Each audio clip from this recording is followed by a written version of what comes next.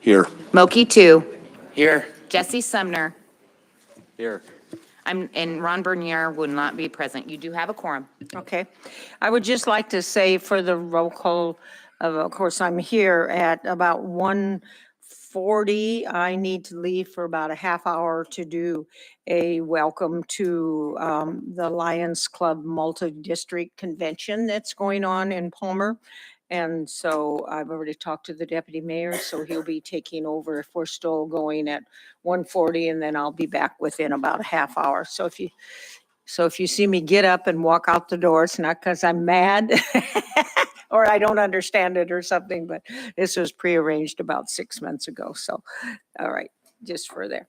Are there any changes to the agenda? Okay. Hearing none, the agenda is approved as presented. If you'll all stand, please. And Assemblyperson McKee, would you lead us in the pledge? I pledge allegiance to the flag of the United States of America and to the republic for which it stands, one nation, under God, indivisible, with liberty and justice for all.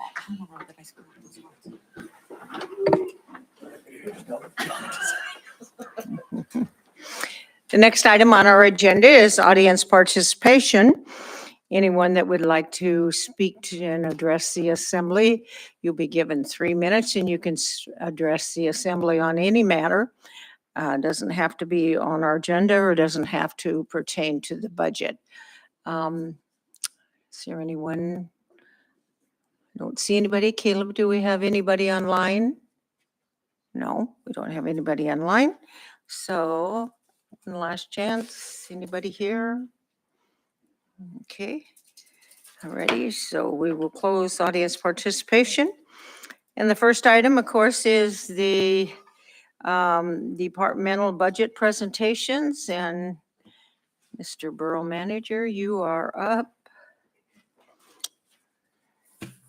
All right. Good morning, everyone. Mike Brown, Borough Manager. I'll kick it off this morning, and all these folks in the back will get their opportunity. So I guess that's why they wouldn't need to do anything under audience participation this morning. So You were hoping they weren't going to do anything on right. audience. I'm gonna be optimistic and say we're gonna be done when the mayor leaves at 1:40. We'll see how that goes. Okay. We'll certainly do what we can. So I'm gonna get started just to give you a quick highlight of the agenda that's before you. I'm gonna provide an overview. And then each of the departments will drill down specifically on their budget needs and kind of what they're looking to do. And we'll talk about some of those specific priorities prior to engaging in public hearings and deliberations. So this is really just the overview. When you look at the overall process, this is kind of where we are in the timeline. It kind of looks like we're actually later in the process because there has been a lot of staff work that's already been done. So a lot of that for the past 3 months is just staff development. The school districts passed their adopted budget, so that informs this process. We'll give you an overview today. The ordinance for the budget will be introduced at the April 19th meeting. You will receive budget books at that time, so you'll get a nice fat 3-ring binder with all the documentations. It's probably, 400 or 500 pages worth of stuff. We're going to try to highlight and give you the overview of that today. So you have a sense for what that's going to look like. Plus, that allows you to engage with staff and ask specific questions that you might have before you receive that book. So ordinance introduced 4/19, budget books distributed 4/19 at that meeting, and then the public hearings will be on April 26th, 28th, and May 2nd. And then we'll go into deliberations the following week. So that's kind of where we are in the process and what's before you in terms of what's coming next here over the next month. So I wanted to start out and quickly review our general approach. Obviously, it's been, I guess I would call it an unprecedented year in terms of the increases in property values. So we had to kind of step back and adjust our approach to figure out how do we get out of the starting block for this budget. So as you've been presented or briefed on before in January when the borough assessor came forward, we talked about the average residential increase in assessed value being approximately 13%. That leads to about a 9.37% in taxable assessed value. So that's kind of what we're dealing with and trying to figure out how do we manage the mill rates to offset that 9.37% increase. And generally, we wanted to take an approach that would be applicable to not only the area-wide or non-area-wide, but also to all the individual service areas, and trying to figure out how do we bring them all forward and manage these offsets. Obviously, the taxable assessed value in each service area, it varies. So it's not as simple as just having a simple formula and saying everybody's going to be the same, because the assessed value in all those different areas grew at different rates, right? So we had to go in and analyze those each individually. But generally speaking, we were looking at about a 4.9% increase in revenues in each area, again, as a starting point. We did allow that number to be a little bit higher for road service areas due to the dramatic increase in fuel prices and the fact that a lot of those contracts are driven and affected pretty significantly by the cost of fuel.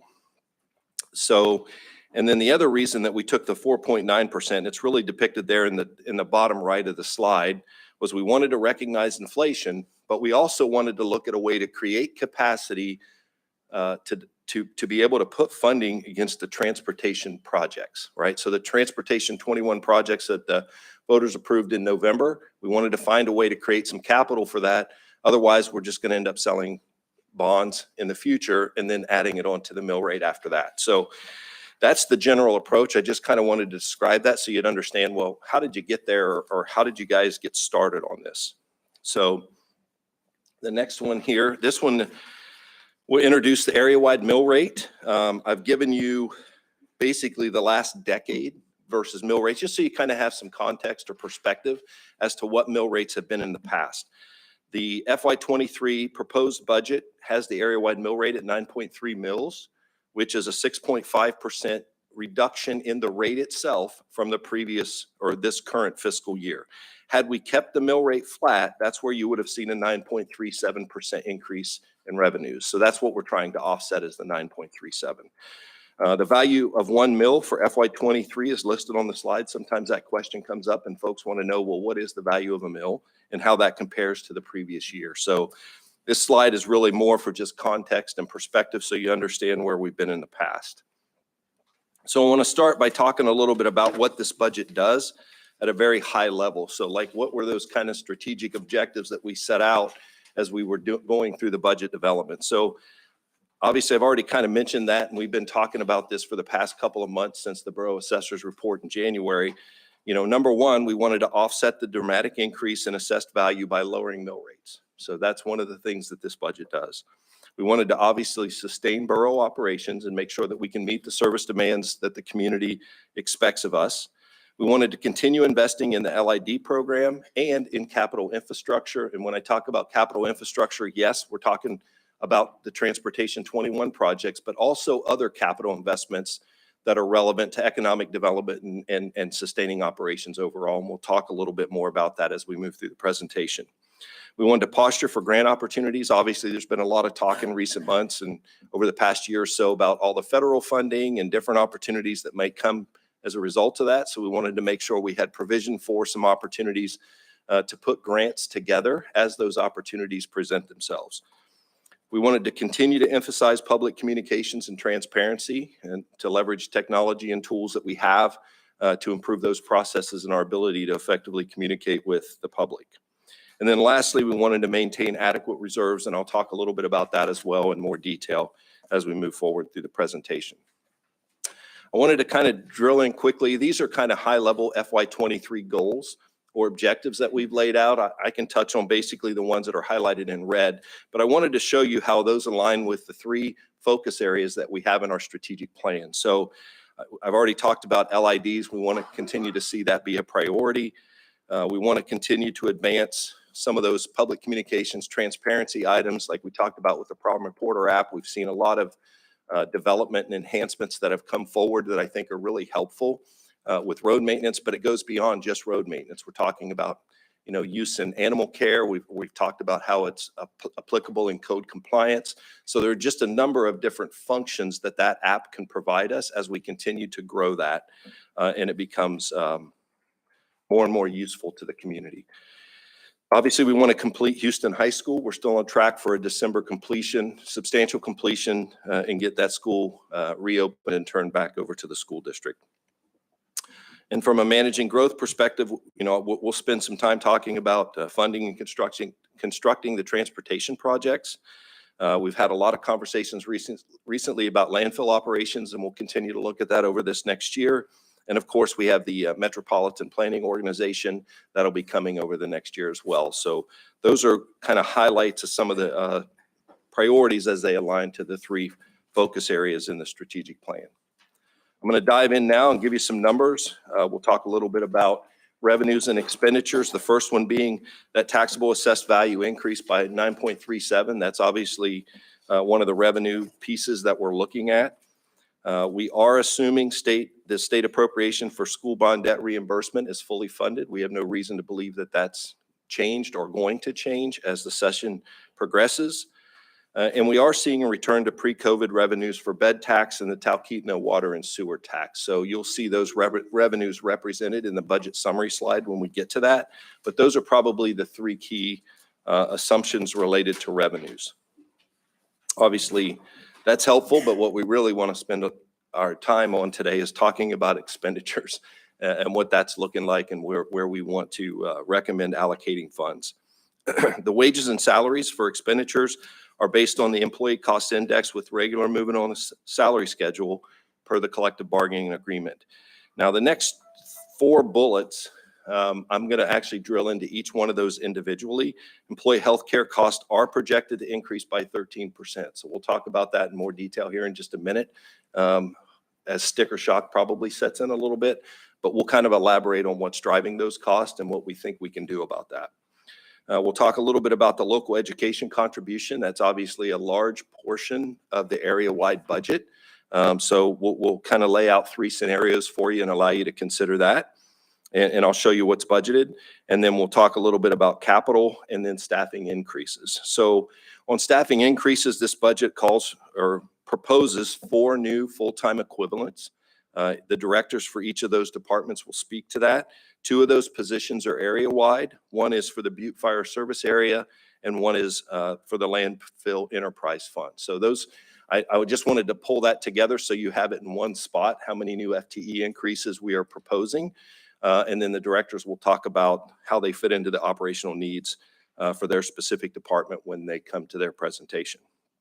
As far as reserves go, we are proposing that the self-insurance reserve be increased from $500,000 to $1 million. We think that's a good move, and that's kind of along that line of maintaining adequate reserves. We are looking to increase the LID program by $500,000. If you'll recall, last year the Assembly approved an appropriation for $1 million. Based on what we're seeing with regards to obligations in the LID program, we believe a $500,000 would be needed to continue that program so we don't stall out mid-year. Of course, if that happens to accelerate, we would look at an out-of-cycle appropriation to continue to make sure that we have a sustainable program. But at this point, we do think $500,000 would set us up for the next fiscal year and allow us to continue to move those applications and ballots forward as community members submit those. We are looking at 2 reductions. We are looking at reducing the workers' compensation reserve by $4.7 million down to $5 million. So that's nearly $10 million reserve. When Cheyenne and I went through the reserves and looked at kind of best practices and what we think would make sense and what we should have in a reserve, we looked at workers' comp and employee health care reserve, and we believe we can pull money out of those reserves because they're overfunded and actually have more in reserve than is that actually needed. Now, the reduction in the employee health care reserve, some of that will be used to offset the increase in health care so that we can continue to budget at a flat rate for health care cost for this coming year. And I'll talk about that in a little bit more detail here on the next slide. So as I mentioned, the changes to the reserves are intended to align with best practices, and we can talk a little bit more about that as we kind of move through the presentation. I suspect there'll be some questions there, so we wanted to take the time to highlight that this morning. Both of the reserves that we are talking about with reductions periodically accumulate several $100,000 annually. So we're just looking at right sizing that so we're not growing reserves beyond what we should actually have in reserve. And then also I wanted to be clear because some of that can look like, well, are we going to set ourselves up for failure by pulling too much out of the reserves? I just want to be clear that our other reserves that I don't mention here still total over $29 million. And I'm going to show you what that looks like in perspective to the past decade here in just a couple of slides so that you have that context. So jumping into healthcare, our employee healthcare costs are projected to increase by approximately 13%. Now, the largest cost driver there over the last plan year is about 82% of those cost increases were due to increases in large claims, which are claims that are over $50,000 in value. So the proposed budget that we're going to put before you proposes that we utilize some of that healthcare reserve to keep the budgeted numbers for healthcare costs at their current levels. That doesn't mean the actual cost isn't going to increase. It's just going to allow us to not increase that budget amount by using the reserve as a temporary offset.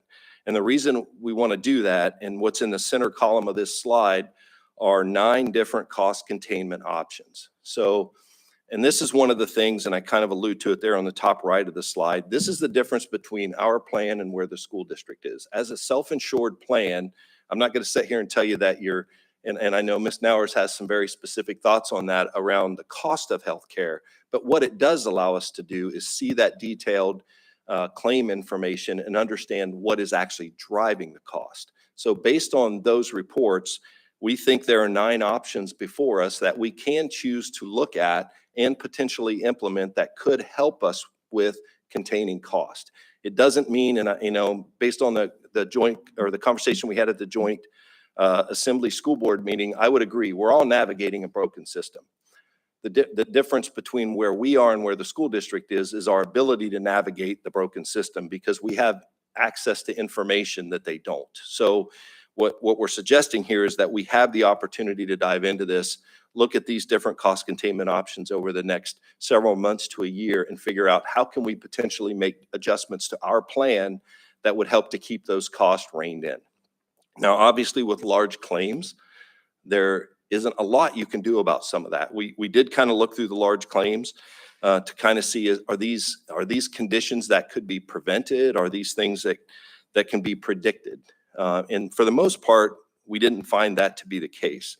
But you can see in the large claim block there on the bottom right of the slide kind of talks about some of the statistics around that over the past plan year. So I'm going to pause for a moment. If there are specific questions on this topic, Sonia's in the room, so we can kind of dive in just a little bit. I don't want this to dominate the conversation, but I do want to kind of pause and allow there to be an opportunity for questions. Yeah, Deputy Mayor. Through the mayor, what do you mean by tiered contribution structure? So the tiered, right now our plan calls for, and I'm going to keep my lifeline with Sonia in case I misstate. And please, if I misstate something, don't hesitate to correct me. Because obviously I'm not the expert in the room on this topic, but we have had those conversations. Tiered contribution, basically right now, everyone contributes the same, whether you're a single plan or, you're a single plan, or if you're a family plan, everybody contributes the same. You could potentially have a tiered structure where multiple beneficiaries pay a different amount than a single person being on a plan. Right now, our plan design does not call for that, but it could. That won't necessarily reduce overall cost, but it would potentially shift the cost around based on the number of users of a given plan. So that's one of the things that we think we should evaluate over the next several months. Does that answer your question? Okay. Any other questions by? Yes. Not so much a question as a comment, but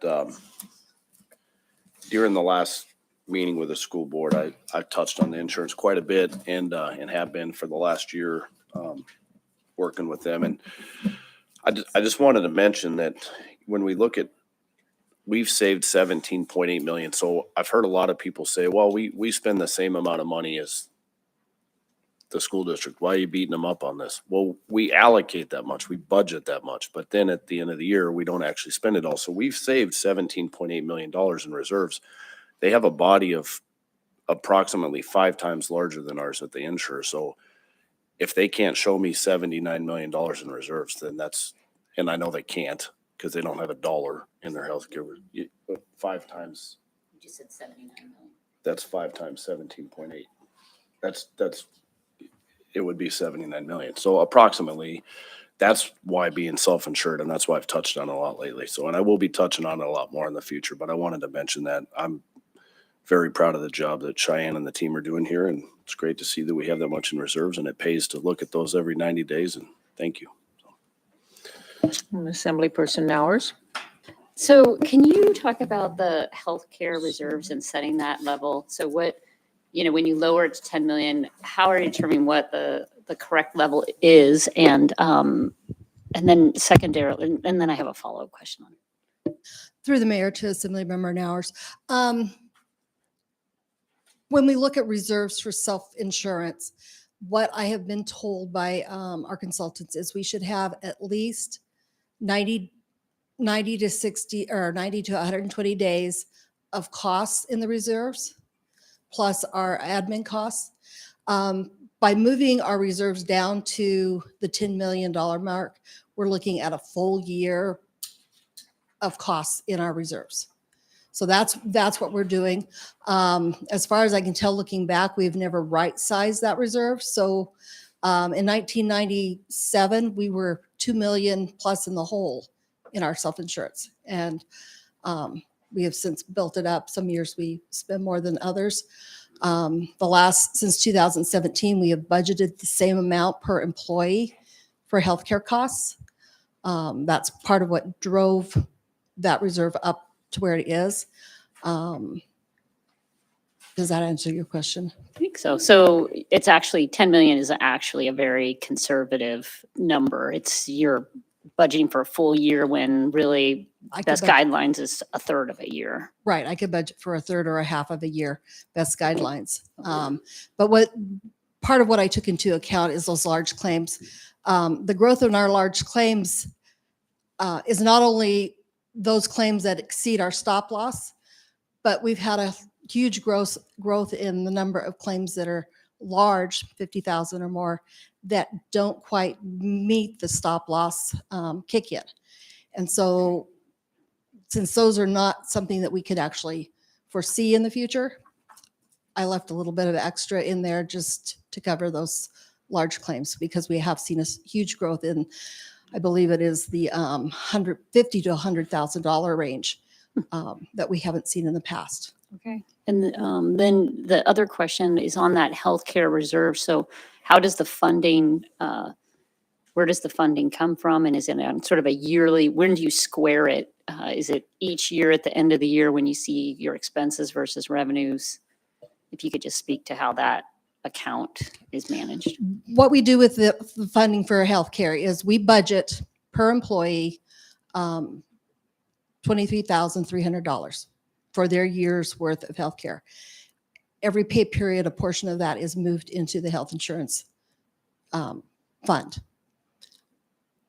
The actual expenditures, because we're self-insured, we're paying actual expenditures for their healthcare, plus any deductibles for stop loss insurance, plus administration of the program.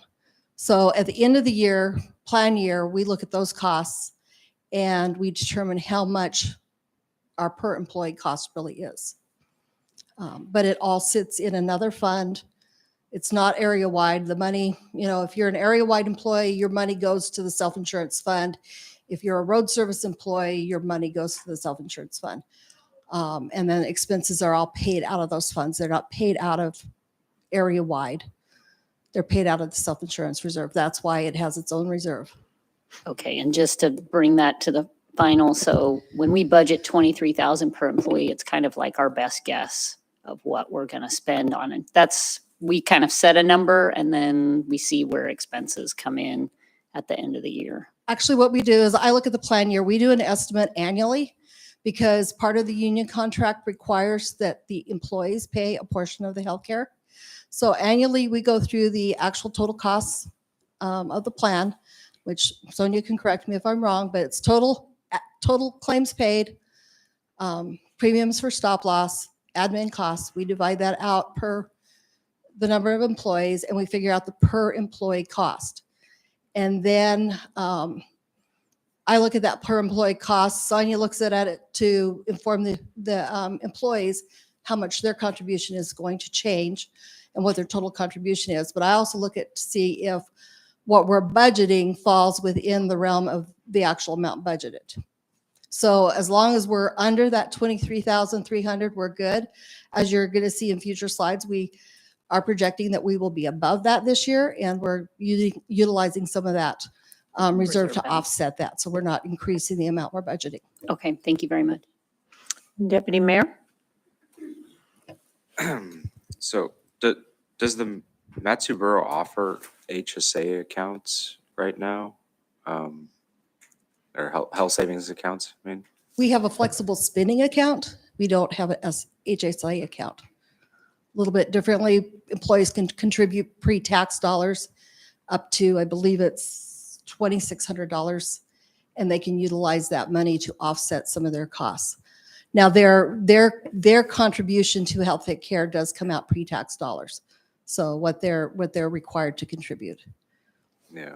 So I mean, if you're discussing changes to the deductible, wouldn't, I think the school district just started doing HSAs when they adjusted their deductible. I think that was for the administrating or Yeah, so if you- administrators. Through the mayor, if you look at the center of the chart under those cost containment options, bullet 6 talks to a high deductible offering, which would likely be coupled with an HSA. So that's one of the options that we look at. And what we're talking about is plan design. Our plan is pretty simple and basic, which there's some benefits to that, but it also, there's a lot of room for different options. Like we just talked about tiered contribution. Another one could be a high deductible offering, which coupled with an HSA potentially. Those are the things that we need to explore. And so basically the idea here with using some of these healthcare reserves to keep the budgeted expenses flat for this year is to do just that, buy us some time, because if we can't come up with a sustainable construct, using the reserve to pay down is obviously not going to end well. So what we're saying is let's buy ourselves some time to go through these options and figure out what plan design and other changes we might want to consider as a group that may lead to a more sustainable outcome. Assemblyperson Yuan? This may not be a question we can answer right now, but if we could look into it, what do we spend per year on stop loss as a whole? And then sustainability, we've been very sustainable, obviously, because in the last 25 years, we went from -2 million to plus 17.8. I think that's awesome. Maybe we could look at, instead of reducing the reserves, investing in ourselves and providing our own stop loss is the only reason I ask. So we can, what I would like to do with that is follow up in the memo. So we had talked about this before where the assembly may have questions instead of trying to take them on the spot. What we'll do is follow up in a memorandum with the assembly for questions that you have for follow-up today, if that's okay. Of course. Thank So you. we'll give you a stop loss spending and analysis and kind of talk about what we think the implications of dropping that might look like and how that might impact the reserve. Yeah. Is that what you're looking for? Yes, sir. Okay, good. We'll take that for action. I think it's just easier to keep the thing moving and allow us to actually do our due diligence and give you a thoughtful analysis.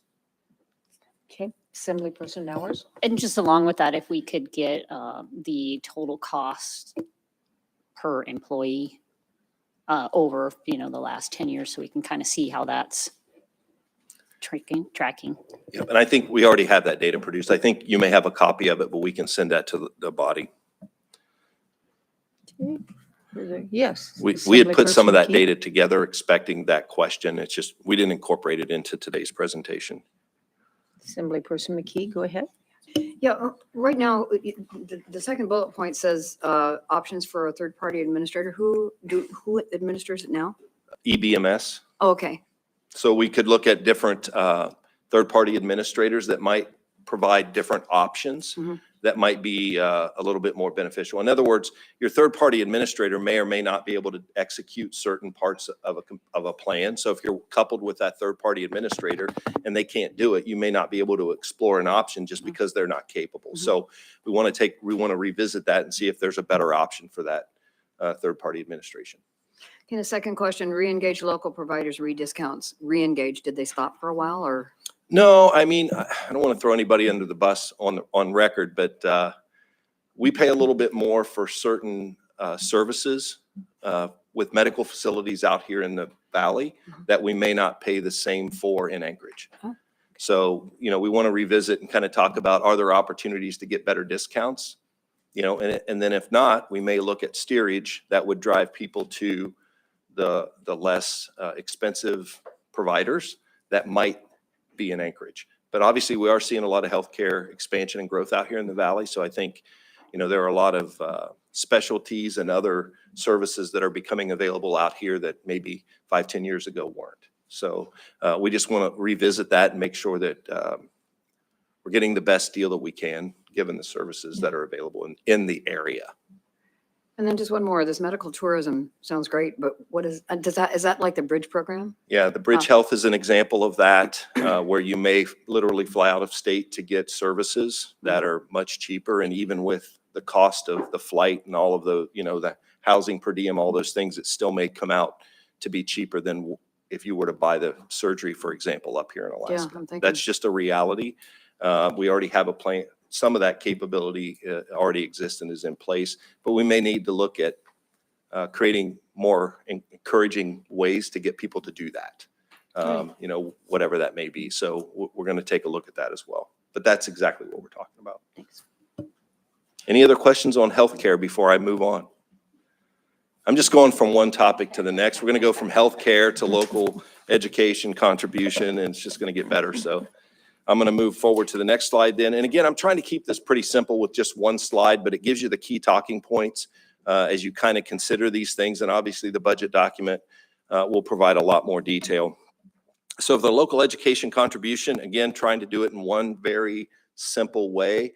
There are about 500 different ways you can slice this if you want to.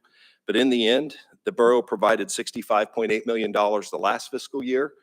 And then what's in that kind of, I don't know, I guess I'd call that orange or mauve. I don't know exactly what color that is, but what's in the colored or shaded section there really presents 3 local education contribution scenarios for FY23. This aligns very closely with what the school district showed you during the joint meeting, and that's in their adopted budget. So according to MSB code, our 3.04046 or something like that, 308046, that famous ordinance that gives us 6.3 mils. A 6.3 mil proposal would lead to a $72 million local education contribution, which would be that 9.37%. So you see that number come up again because that was the increase in taxable assessed value.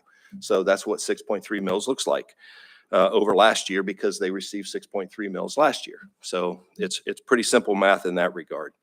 I did leave in the loss of state revenue due to the increase in the minimum required local contribution so that you can see that on there. But 9.37% is the percentage increase from 65.8 million to 72 million. Just like 7.37% increase is the increase from 65.8 to 70.7. So the school district built their budget around the Alaska CPI with that loss of state revenue, which is that middle block highlighted in yellow. So that's what they've actually requested for the local education contribution.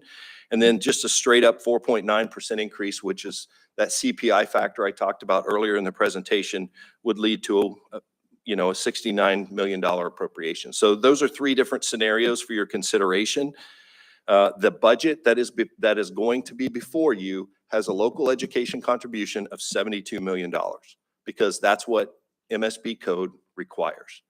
So the district may have asked for less, but we're going in with the 72 million because that's what we're required by code to develop and present to you. So I just wanted to be clear on that so you understand kind of how that's been developed. If education spending currently represents about 58% of area-wide expenditures.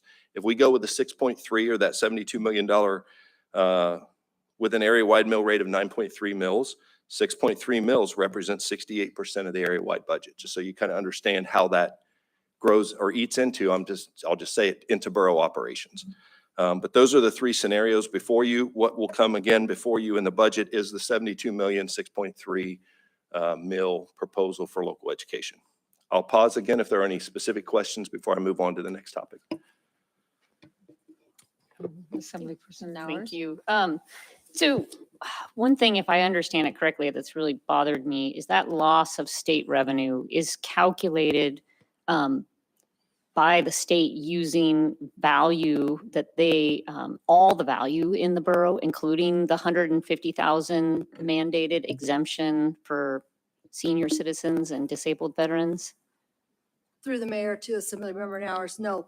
It is the total assessed value less the mandated Okay, exemptions. good. Deputy Mayor? No, I'm sorry, I thought I saw your hand. Okay. All right, Any yeah, I other thought that was pretty straightforward as well. So no other questions, I'll move on to the next chart. We'll talk a little bit about the area-wide fund reserves and capital budget, just so you have some context. I could see how moving reserves around, I just wanted you to have some perspective on what that looks like as opposed to previous years. So I'll start out there and basically state that I believe that what we have proposed with the reserve changes aligns with best practices and is adequate for what we need. As Ms. Heindel mentioned, we may even look at potential future reductions, but we kind of want to ease into that. I mean, when we're talking about a $17 million reserve for healthcare, there's still a lot of uncertainty and risk out there with these large claims. So we don't necessarily want to cut it down to a 60 to 120 or 180 day reserve. We're preserving basically about 1 year of our total healthcare spending at this point in time. And that's what the 17 million down to $10 million that reduction, that's what that looks like. So we are preserving about 12 months of healthcare, total healthcare spending so that we have that in the reserve. So worst case scenario, we run completely through the reserve, then where does the money, what do we do since we're self-insured? Well, keep in mind that we are still budgeting for those expenses. So that 23,300 that Ms. Heindel mentioned earlier, we're still budgeting for that, for those healthcare costs. So we're not, it's not like we've removed that budget or removed that from the budget and we're just using the reserve to pay for it. What we're going to do though is watch and see what that delta is, but if it's above what we've budgeted and how we might need to make changes moving forward. But that's where I talked about some of those cost containment options that might allow us to close that gap and find that we're somewhere around $23,000 to $25,000 budgeted so that we have a more sustainable construct. But bottom line, I'm just worst case scenario, what if the bottom did fall out, then where do we go for insurance? Through the mayor to assembly member McKee. One of the things is, as we mentioned, we have stop loss insurance. So if we have large claims over $100,000, that stop loss kicks in.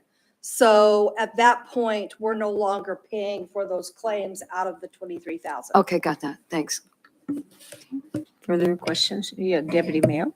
Is that per each occurrence or is that like for an aggregate per that employee or how does that stop loss work? It is per each occurrence, plus there is an aggregate they look at for the year for all claims. Okay, further questions? Okay, All go right, ahead. I'm going to then, sir. continue to talk a little bit about the capital budget. I'll drill down to this a little bit more. We're just trying to build on this slowly. And if you look at, there was this pretty large spike last year with that $17 million capital outlay. What the Assembly actually approved for the FY22 budget was much less than that. But if you recall in January, we brought forward an out-of-cycle appropriation of unassigned fund balance for $8 million, and the Assembly approved that. So we added that to the FY22 budget. That's why you see such a large number there. That $8 million could have been applied in this budget. We did it out of cycle so that we could get the money in those project accounts and start moving forward with design contracts and whatnot and engineering so that we could get those projects moving. So we've already taken $8 million to put towards those projects. And I just kind of want to remind you of that as we look at what that number is this year. Now, what the capital budget at $11 million, and I'll break this down in a minute, but essentially out of that 11 million, 5 million of that is set aside for the transportation projects. So that's why that number is even larger than what you would habitually or typically seen in the past. So that's why you see those two larger spikes in FY22 and FY23. Is because we are looking at how do we build that capacity for those projects without taking on additional debt service. So I'll pause and see if there are any questions there before I move on. Right on. I won't pause for too long because that just invites questions. So the next slide, I just wanted to show you the staffing comparison. We typically show this slide. This gives you an overall stacked bar of our full-time equivalents. And obviously you're seeing growth over the years. But what I want to call your attention to is that black line. And what that black line looks at is the number of residents per employee. So obviously we're growing as a valley, and the population's growing. And what this slide essentially shows you is the population is growing at a faster rate than we are bringing on new employees. So, when you look at the number of residents per employee over time, it's actually slightly declining in terms of that number. So we're not growing at the same pace as our population is in terms of bringing on new staffing. So I just kind of wanted you to have that perspective. Obviously, I already mentioned that there's 4 new FTE in this budget, and that's what the proposed FY23 shows you with those 4 positions included. Obviously, the majority of that growth over the past few years, where you see that kind of since 2020 to 2022, has really been more in emergency services with paramedics and firefighters, because obviously we're having to keep pace with the needs and the service calls that are out there. So that's predominantly where the majority of the growth has occurred over the past 3-4 years. Are there any questions on that before I move on? All right, we're moving right through to the budget summary. We're almost there. We're on slide 17 at 24, so we're moving pretty good all in all. This budget summary is really just to give you a quick snapshot of what the key revenues and expenditures are in the budget. So you get a sense for what those key revenues are outside of property taxes, school bond debt reimbursement, et cetera. So you can get a quick look at what those values look like. And then obviously, as you move down the chart and get into expenditures, we called out those key ones. So I already talked a little bit about the local education contribution, and that represents the 2 numbers I just described to you on the chart a couple charts ago. What I did want to show you, though, when you look at our wages and benefits as a borough on this front, you see that it's only gone up 1.43%. And that's with those 4 new positions that I spoke to. So I just kind of wanted you to get some perspective on what that increase looks like compared to other increases of expenditures outside of staffing for borough operations. And then obviously you see the capital numbers in there that I just spoke to, the 17 million and the 11 million. And then of course you see some of the other operating expenditures and debt service that are out there. When you look at the very bottom of that slide at the $733,000, that's currently a number that would essentially be our projected fund balance for this budget. So for example, if you're satisfied with the mill rate at its current level, that is money that could potentially be allocated for other projects and things that are currently not included in this budget. So just something for the assembly to keep in mind when you look at that. Are there any questions on these numbers before we move on? Assemblyperson Yount, go ahead, sir. Revenue line item 7, why the large decrease in investment income? Through the mayor to Assemblymember Yount, as you know, interest rates, investment rates have been all over the place in the last 2 years. I took a very conservative approach after last year's loss. I am seeing rates come up, and we are looking now at new investments in the 3 to 4% range, but right now they're still in the 1 to 2% range. So I went very conservative with my estimates. Okay, all right, thank you. To follow up on that question is, I would assume we have some kind of guidelines regarding what we do invest in and et cetera. And so does that need to be looked at also? Should the assembly look at what kind of limitations we have on our investments or I don't know, it looks like the deputy mayor wants to fill me in. So go ahead, sir. Madam Mayor, I actually believe that we get periodic reports on that. So.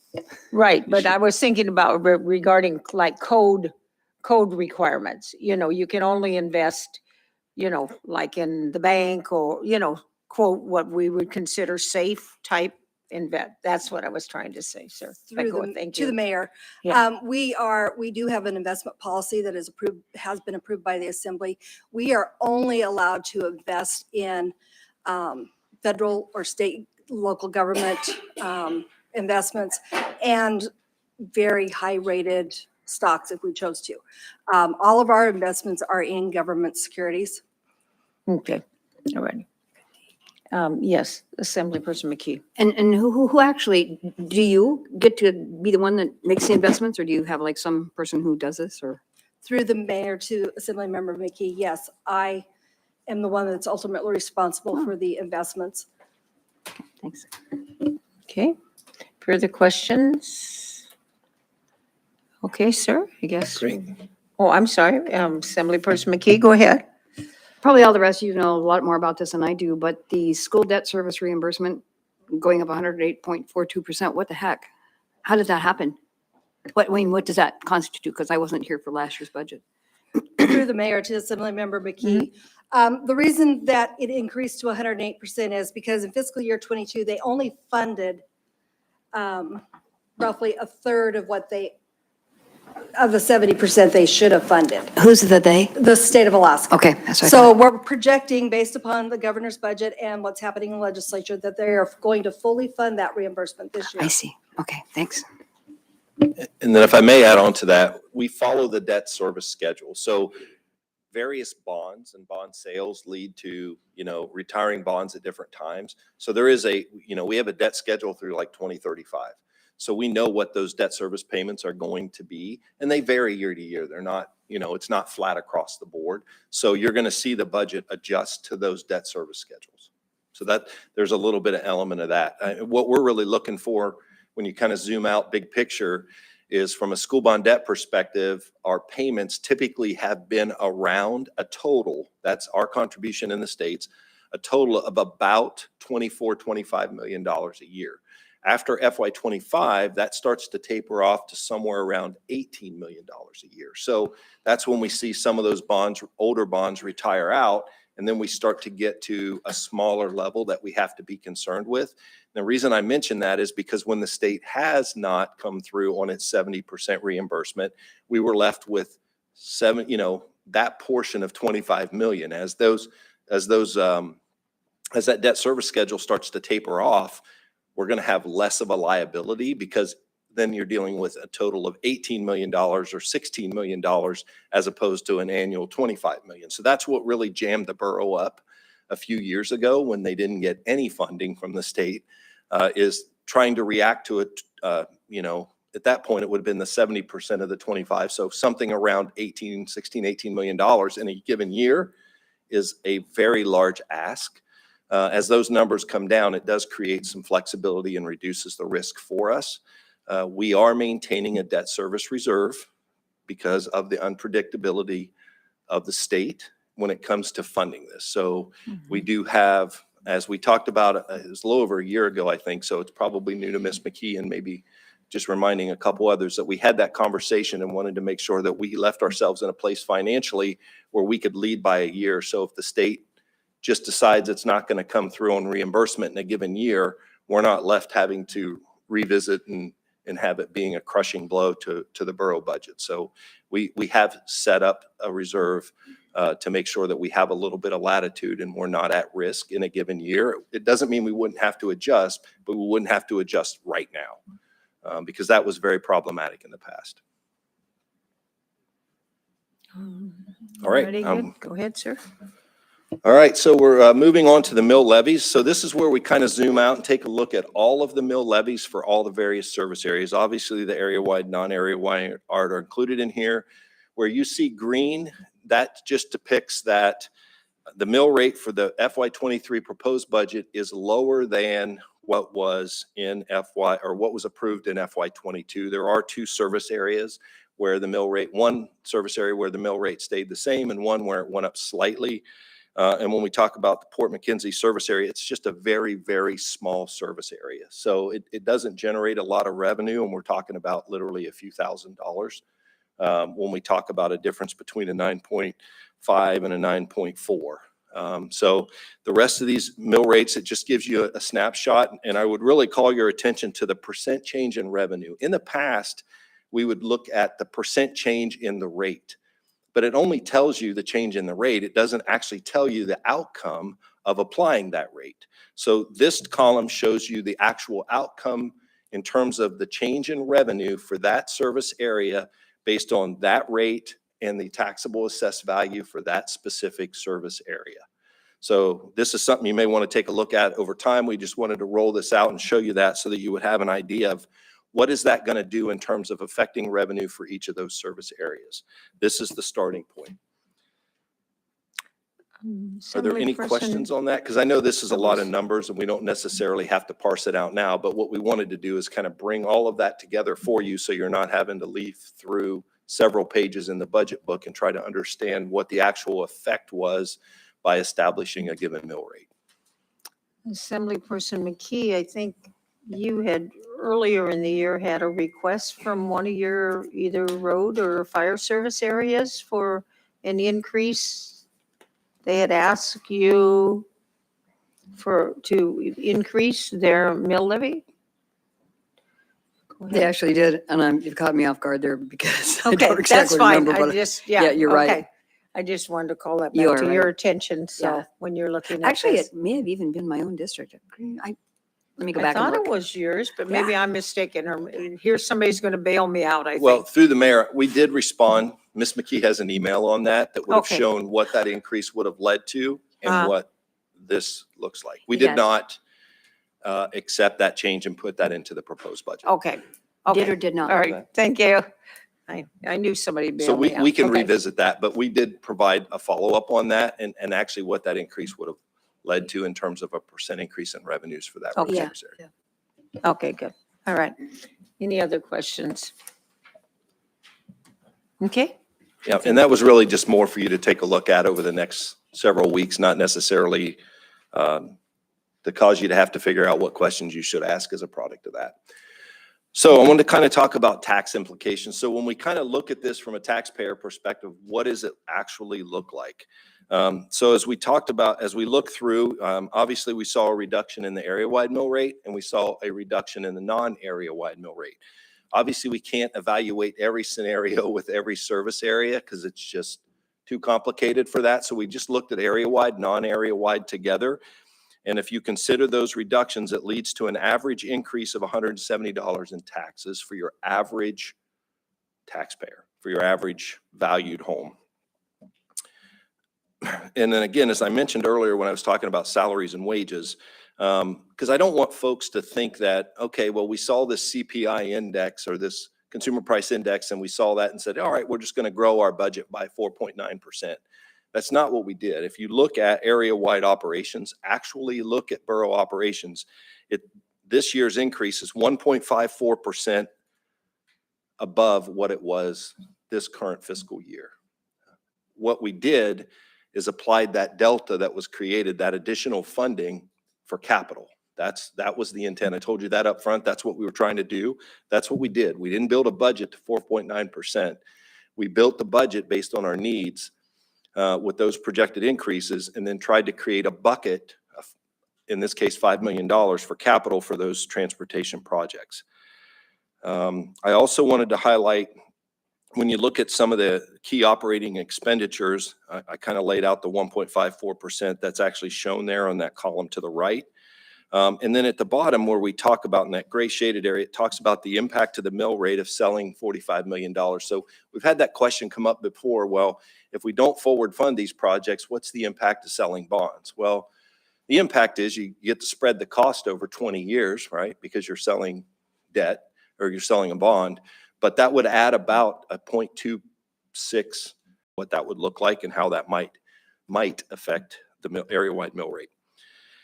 And then lastly, I did want to highlight there at the bottom center where it talks about, I think it's a good news story. Our final, in the FY23 budget will be our final debt payment for the animal shelter. So that will be paid off in FY23. By the way, the port should be paid off in FY24. So that's also coming in the near future.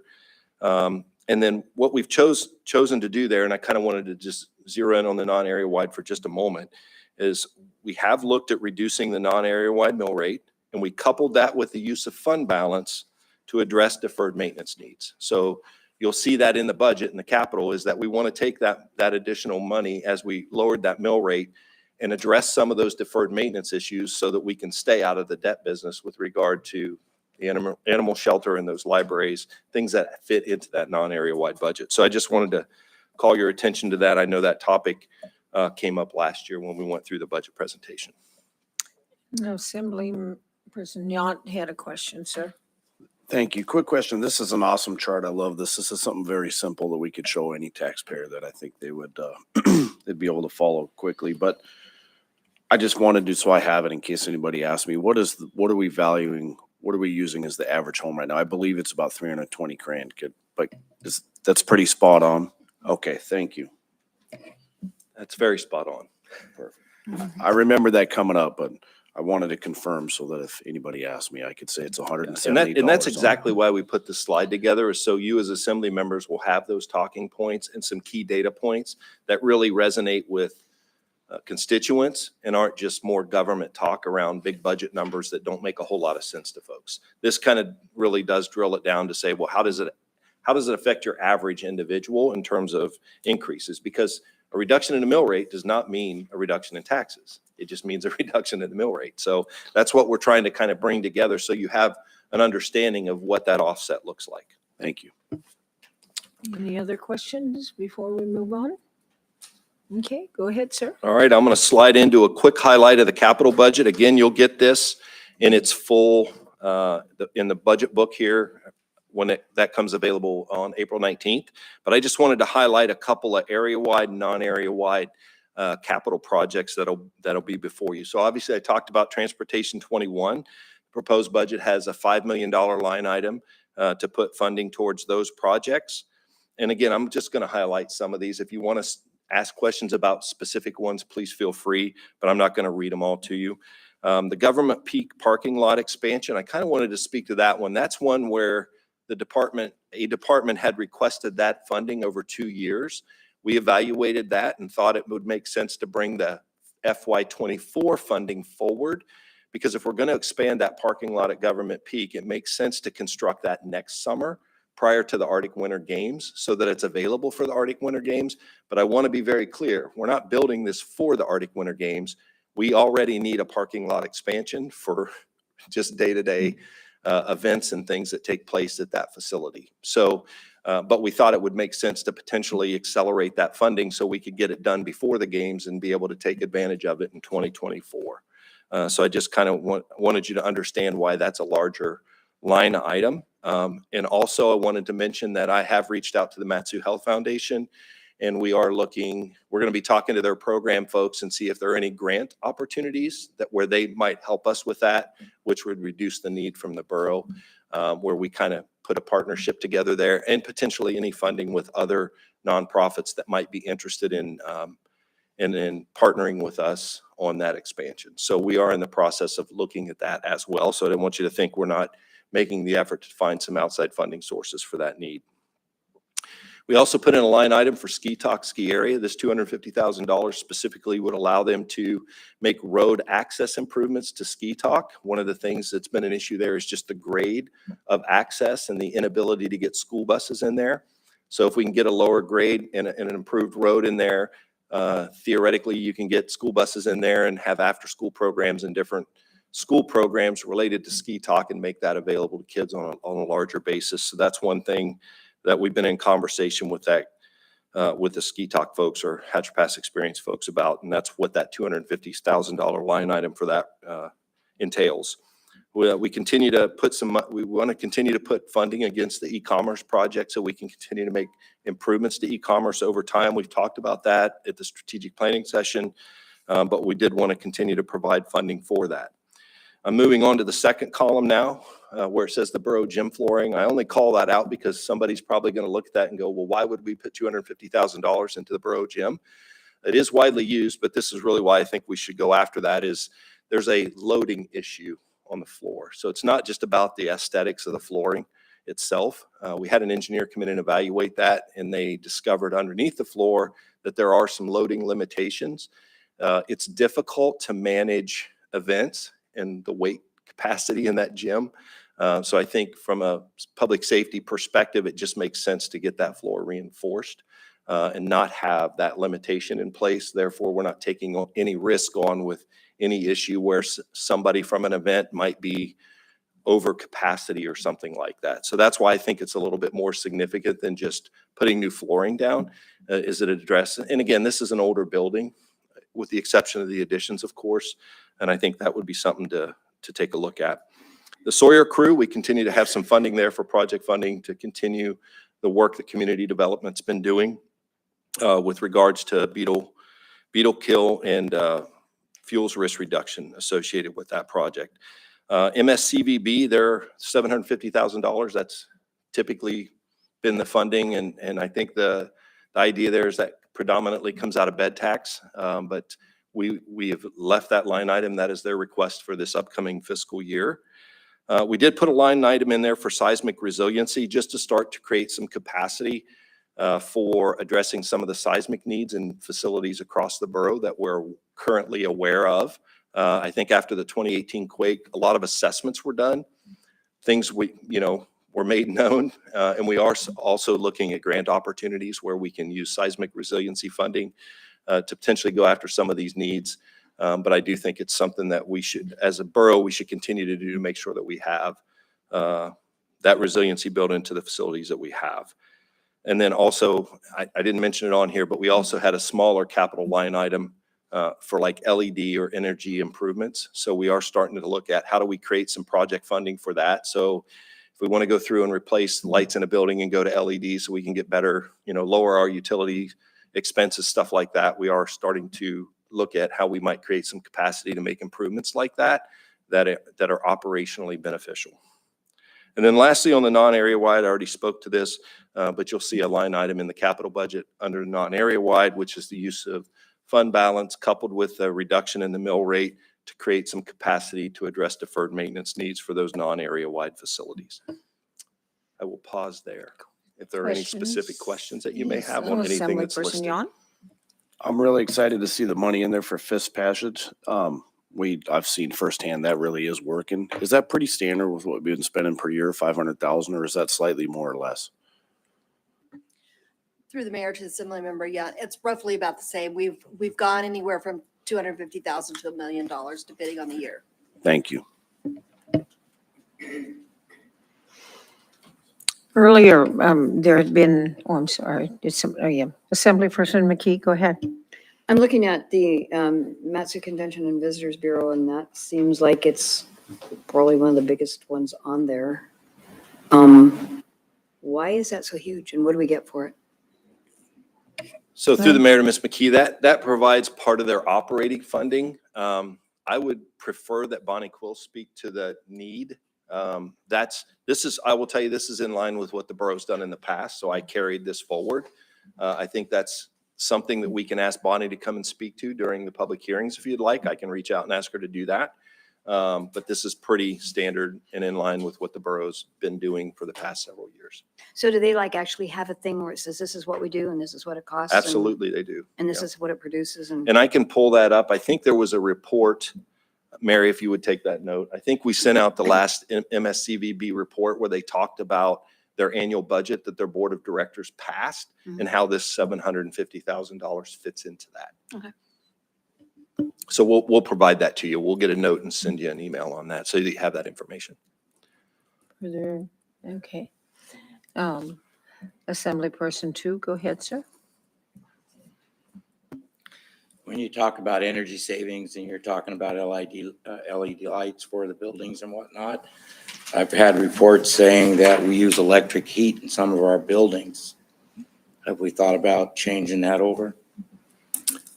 Yeah, so through the mayor to Mr. Tu, I think what we're looking at with the energy improvements is not just LED, that's an example. I think what we would want to do is evaluate in general, what kind of energy improvements could we make that are going to yield the best value? And that may be one of those examples. I will tell you, our public works folks, in conjunction with community development, went out and studied the pools because they're very high utility users to try to see if there's any efficiencies and some things that we can do there. So we did hire a consultant to come in and really do a drill down on the pools.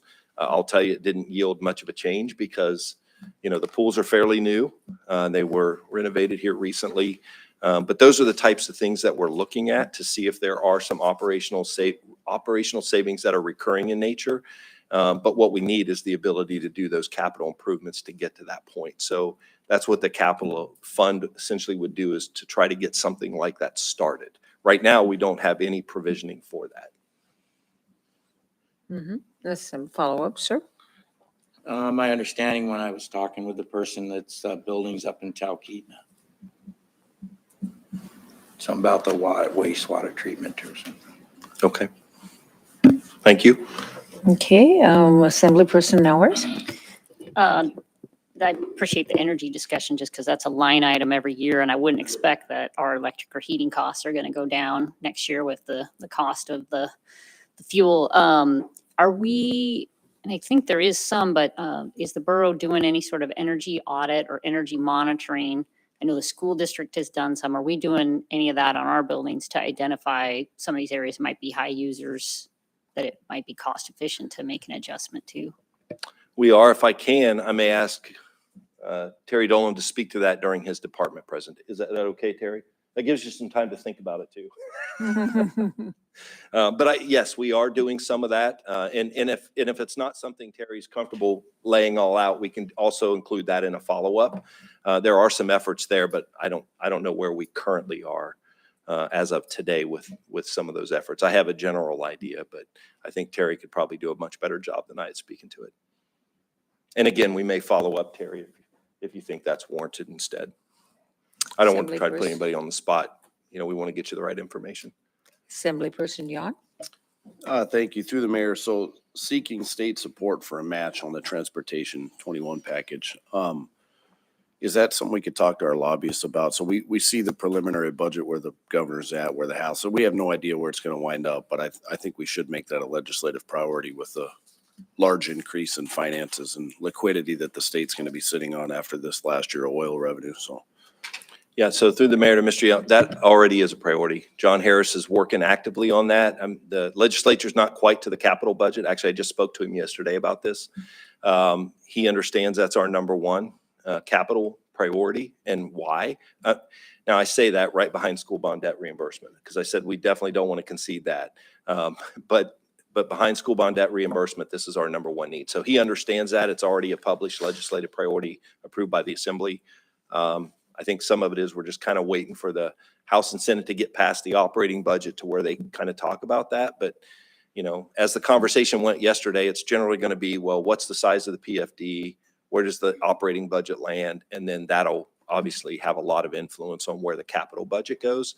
But and what John's doing for us is he's speaking to it as a match. So what we're socializing is that we're the only municipality coming in asking for capital where we're willing to match it. Because we've already put local funding against this. But I'll be honest, there's some folks, well, not that I wouldn't be honest, but I'll just be a little bit more forthcoming about it. There are some legislators that are a little put off by the $10 million grant that we got last year. So kind of like, well, Matsu, you got yours, why should you get more? But I think we have a good argument for we're bringing local funding to bear and we're willing to match what the state's doing. Nobody else is making that offer. So I do think that is a compelling argument. We'll just see where things go with the PFD, the operating budget, and then kind of what does that look like in terms of state revenues and what the legislature is potentially interested in allocating. All right. Kiddingly, you can tell John the reason that why Matsu should get more is because we're the Matsu. He made that argument. He just said it a little bit differently. A I little bit suppose more it's tactful than he did it. yeah. I suppose it's probably from his days as Speaker of the House, but he understands, and he's trying to help our delegation and others understand why that. And we are in a unique situation. There aren't many folks across the state that are growing. Certainly not in an urbanized area. And dealing with some of those challenges. So that's what, we're trying to explain, like some of this isn't just rehabbing roads, it's creating new connections due to growth and expansion. And if we're willing to show up and match it, I think that's a fair argument. We'll just see where it lands. But he is chasing that pretty hard and understands that's an Assembly priority. Thank you. Okay. Oh, I'm sorry, Assemblyperson McKee, go ahead. What is actually our growth rate now? I mean, has it slowed? Has it increased? Are we steady? And what is the percentage? What is it? I'm trying to figure out how to answer that. I think there's different ways we could slice that. If it's okay with you, I'd prefer to follow up on that. Sure. Because that way we actually get the data. I will tell you, and there will be some information we'll be sharing with you here soon. Last night, the the school district had engaged with a demographer to look at growth trends, how it affects schools, school planning, et cetera. What we met with him Monday, I believe. He had a couple of interesting findings. We're just waiting for them to finalize the report. My understanding is he did give an update to the school board last night.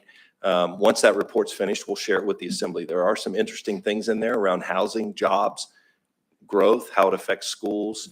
So I think it may kind of better inform what you're asking as opposed to just looking at historic growth and trying to project it moving forward, because he actually drilled into it and looked at it specifically through a Matsu lens.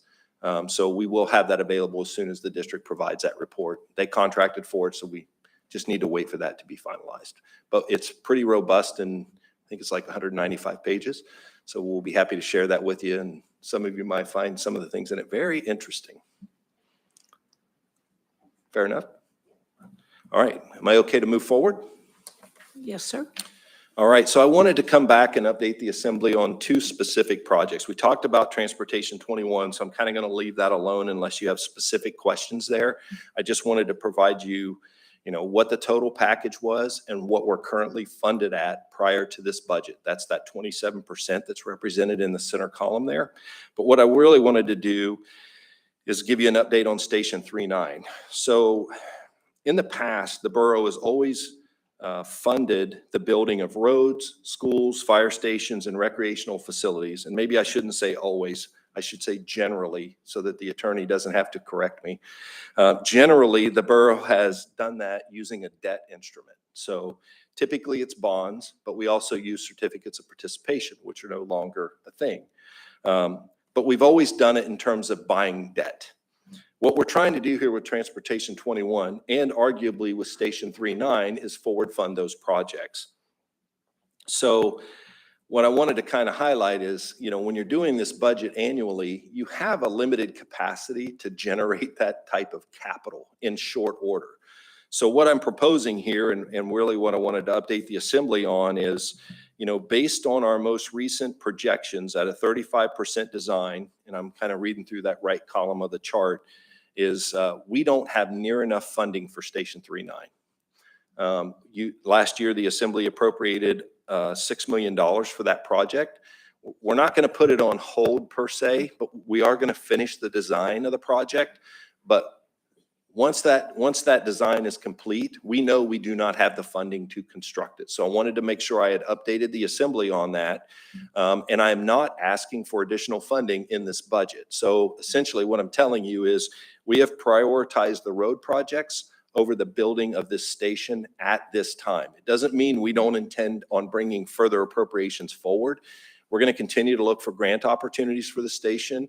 We'll continue to see about, what the fire service area budget will do in terms of capacity. But right now we put the emphasis on creating a line item for capital for roads, and we will complete the design of Station 39, but we are not going to be in a position later this year to bid that out for construction. So I wanted to make that very clear and make sure I get that on the public record so there's no confusion about what we're doing here. And again, it really speaks to our ability to generate that amount of capital in a given year. So I feel like that was our obligation to come back and give you an update since there had been a previous appropriation for this project. And this is one we ran by our builders to kind of get some perspective. I don't think they saw anything that's out of line with what maybe they're seeing in the residential or commercial markets that are out there right now. Some of this may allow some of the volatility that's out there in terms of cost to settle down a little bit. But of course, the flip side of that coin is inflation, and we may end up paying more for it by building it later. But the reality is I don't believe we have the capacity to generate enough revenue to fund road projects and this fire station at the same time. So we're just going to have to kind of lay that out over time, I think. So are there any questions on that, or? Sir, can you tell us where station, or tell me at least, Sure. Station 39 is? Yeah, so Station 39, and Ken will bail me out if I get in too deep. Station 39 is a joint fire and EMS facility. So there's an area-wide component and a fire service component. It's part of the Greater Palmer Fire Service area, so it's actually just right up the street here. What we would do is move the ambulance station that's down in the Palmer Industrial Park The idea was we would sell that and get it back into private sector hands and then move our station up here on the hill and then have it better serve the Butte, Lazy Mountain, Hatcher Pass, and the Sutton area. So it would be more central. It gets it out of downtown Palmer, allows for better response times to all of those areas and sets us up for the future. Part of the struggles that we have, and probably the most immediate need for EMS, is a good training facility. What we currently have for EMS is inadequate, and it will continue to be inadequate because obviously I don't see our number of paramedics decreasing over time. This is really to try to build a facility that allows us to do that on an area-wide basis. So that's part of what we're trying to accomplish with that station, and that's the most immediate need. And that's why we feel like we can continue with the design without an additional appropriation, is because we do have some time before we fully move forward with that. But it is something that we think needs to be addressed in the near term. Okay. Assemblyperson McKee, did I step in front of you? Go ahead, ma'am. I was going to actually ask your question as well. Oh, But another one, talking about selling off the place where you have the ambulance now, and why are we still hanging on to that fire station over there by Matsu Regional? That used to be the one there, and it just sort of sits there with the lights on and costs us money. Why don't we just sell the thing? So through the mayor to Ms. McKee, great question. We just closed out that agreement last month, and it Really? is no longer anything to do with the Matsu Borough. So it's been like sold? Correct. It went back to the original leaseholder, Okay. right? The lease expired. We did a closeout and we signed the final agreement. I believe it was because we're in early April. It was in last month. Way to go. Assemblyperson 2. So you said that 3-9 is going to have a training facility. And then the one in Kinnick is a training facility. So is the one can you tell me what the differences between these two training facilities are? So I'm gonna hit it real quick, but then Ken Barkley can feel free to elaborate during his presentation. Don't be afraid, Mike. 6.2 is fire service, and it's a fire service training area. What we're talking about for 3.9 is EMS, paramedics. Right. So this one over here is all about the fires, and then that's the ambulances. over Correct. there is what you're getting at. Correct. That's very general. Ken can probably elaborate with more detail, but that's correct. Assemblyperson Nowers. I was just gonna say the location, I believe, is just south of Cedar Hills, is how I have it in my head where it would go. The Cedar Hills subdivision, just heading up Bailey Hill and then on the left-hand side. In the corner there at Cedar Hills. All right. We okay to move forward? I really am getting there. This is taking a lot longer than I anticipated, but you just never know. But the good news is the next slide is actually the department budget presentation. So I don't know, Madam Mayor, if you want to take a short break before we dive into that, or if you want to continue to move.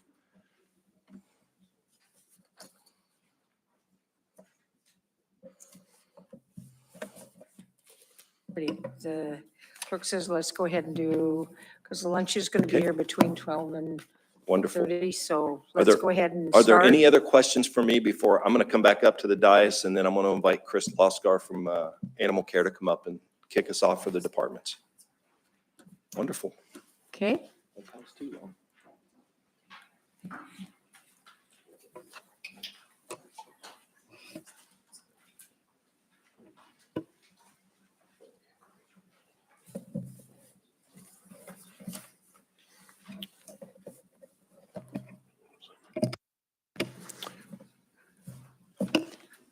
Go ahead, sir. All right. Good morning, Madam Mayor, Assembly morning. members, staff. I'm Chris Loskar. I'm the Animal Care Director.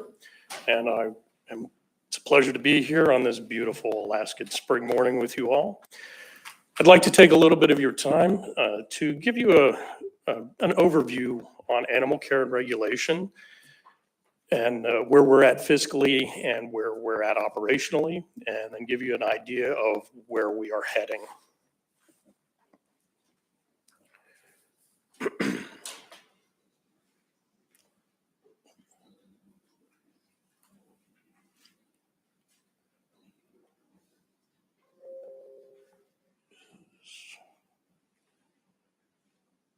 Okay, that's not working quite right.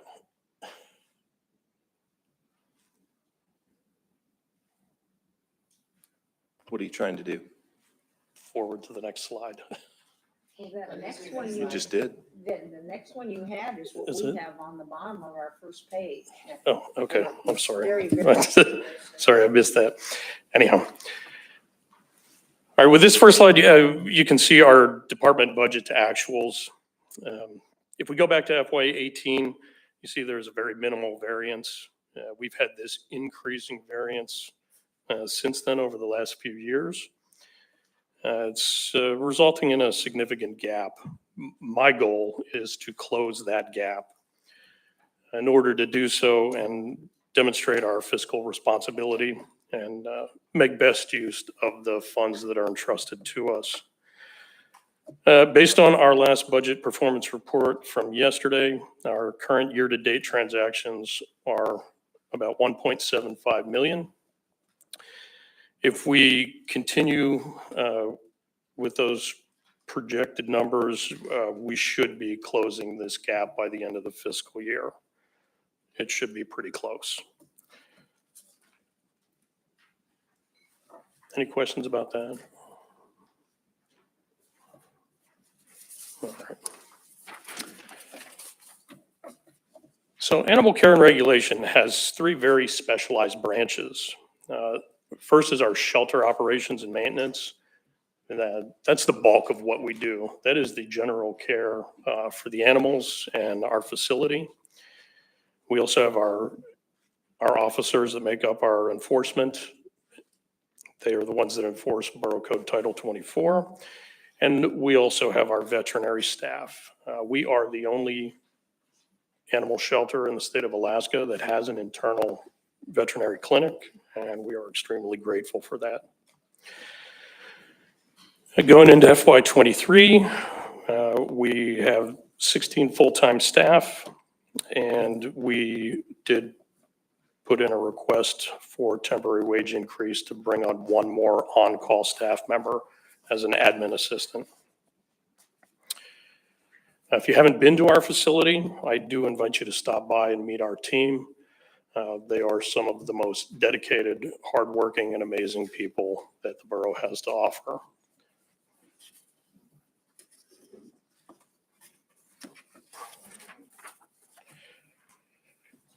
Right, this is a view of our shelter statistics for FY 2021 and our projected statistics for FY 22. We all know that Matsu Borough continues to have a population growth that translates into an increase in the number of animals. The FEMA estimate is 63% of households have at least one pet. With the number of households here in the borough, that puts us over 20,000 animals, and that doesn't include livestock and sled dogs.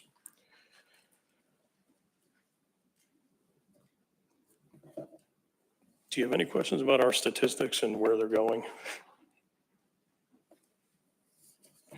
And by the way, that is one of our staff members doing a behavioral assessment on one of our dogs, and that dog was successfully adopted out. All right. So our volunteer statistics, I believe these are quite impressive. We have a strong and very dedicated volunteer force. It's made up of our shelter volunteers that work in-house in our facility and our foster volunteers that take animals home to care for them. We average a little over 1,000 hours of time per month that they graciously donate to us. This translates into a full-time equivalent of 6.75 for us, and it is an absolute game changer. The older I get and the faster time flies, the more I truly appreciate the value of what they provide us, and I thank them greatly for the gifts that they give us.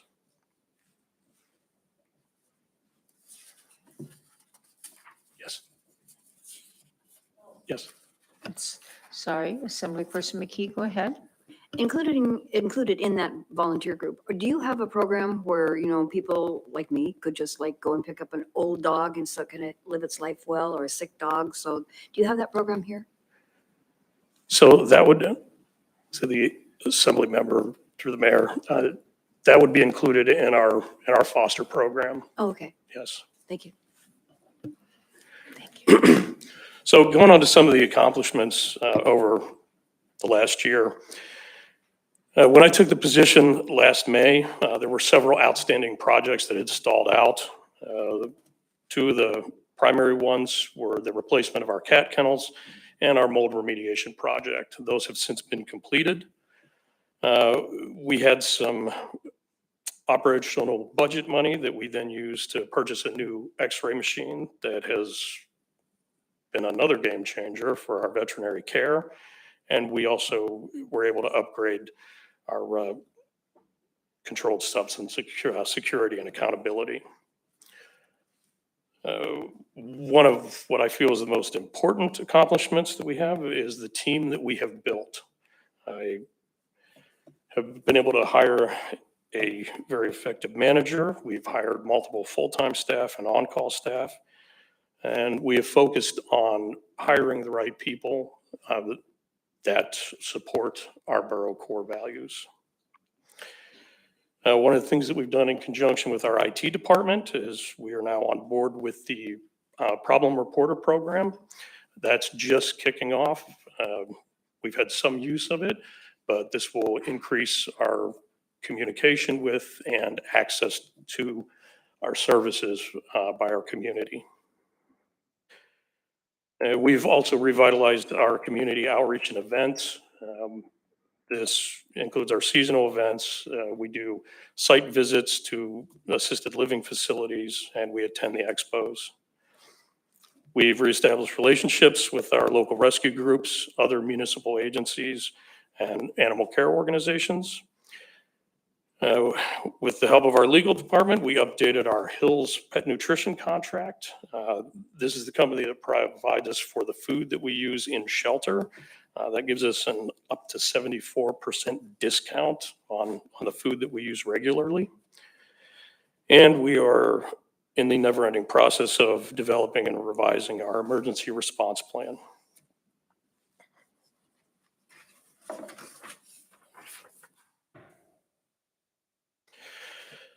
So our goals for FY23. Our top project is what I call the Back 40 project. We introduced legislation at the last meeting on the 5th, and it will be up for public hearing and vote on the 19th. What we're doing is we are consolidating the majority of our existing capital project funds. This will provide improvements and upgrades to the facility grounds in the rear of the facility, and it will increase our holding capacity in the case of emergency events and large seizures.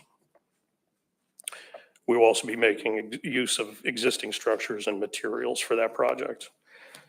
Some of the other ones, we did rescope some funds for the placement of ADA doors to our facility.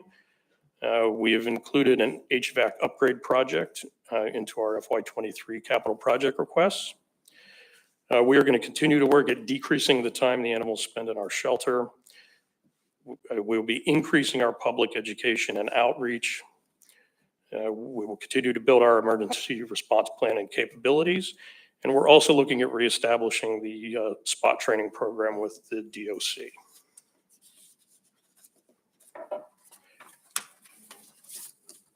Yes. Assemblyperson McKee, go ahead. Decreasing the time the animals spend in the shelter could be a good thing, could be a bad thing. What does that mean? How you can do that? Do they get euthanized quicker, or do they get adopted out quicker? Or? No, to Assembly Member McKee through the mayor. Some of the ways that we do that is working toward increasing adoptions. We have a program with Petco for cat adoptions that is very successful. Use of our social media to encourage adoptions. Yeah, we do not euthanize for time or space. I was hoping. Thank you. Madam Mayor. Yes.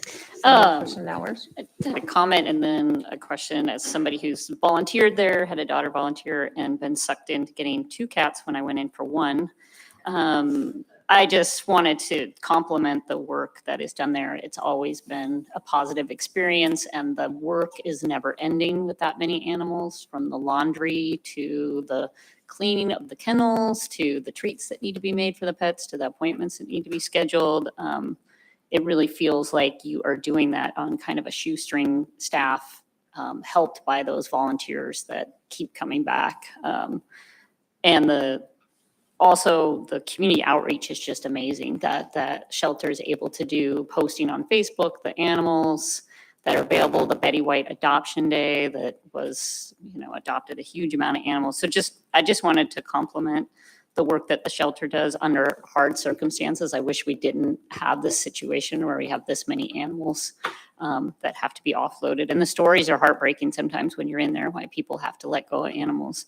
I just sort of a question back on that slide with the shelter statistics. You had one listed other outcomes. So you have the adopted and return to owner and euthanized, and then other outcomes. What would fall under other outcomes? To Assembly Member Nowers, through the mayor. Other outcomes, we always have a balance of animals left in the shelter. We average about 200 right there. Some of the other outcomes are the animals that we put out to foster. Some are transferred to different rescue agencies, and some are transferred to other animal care agencies. Okay. And then just maybe one request, I looked at the euthanized statistics, and it would be nice to have that as a percent of the animals, because obviously it's up this year, but your number of animals that came into the shelter is up significantly, just to see how we're doing. And if it is possible, it doesn't have to be this year, but I think kind of a 5-year trend would be interesting to see. I mean, I'm kind of puzzled by the flat line of intakes from 2019 to 20, just because our population has increased so much. But anyways, just more than anything to kind of see how we're doing on a little bit longer basis than the 3 years. But thanks for the presentation. To Assembly Member Nowers, through the mayor. Just to give you a little more detail, as far as euthanasia statistics go, from 2021, the national average is about 25%. Our projected percentage for FY22 is about 18%. And that's up from 2018. It was about 15% then. I apologize for the limited data. We did lose everything prior in the crash, so this is what I have to give you. Assemblyperson McKee, do you have a question, ma'am? I do. Some of these outreach programs that you have, I'm a teacher over at PJMS, and it seems to, and I'm always talking to the kids about neuter and spay and all that kind of thing. Does your outfit have a thing where you could go around to schools and take some really cute animals and kind of talk it up and about the neuter and spay clinic and just adoption, pet adoption in general? Because you reach a lot of kids. To Assembly Member McKee, through the mayor. Yes, we could incorporate that. One of the programs that we have run in the past with the schools is a bite awareness and prevention program. We'd like to get that up and running again, but this is all time and resource considerations. But building a program like that and for spay and neuter awareness, I mean, it's doable. And just adoptions in general. If you need any help, call me. I'd love to be a part of that program. Thank you. Further questions? Okay. All righty. Thank you, sir. Okay, I just want to finish up by Okay. saying that our mission at Animal Care and Regulation is a simple one. It is to provide the best possible service for our community. This is a member of our community, and I do believe that the smile on her face is an illustration that we are accomplishing that mission. So I thank you very much for your time and consideration. And if you have any other questions, please let me know. I think we're good for right now, sir. Thank you. Okay, thank you. Director Barkley.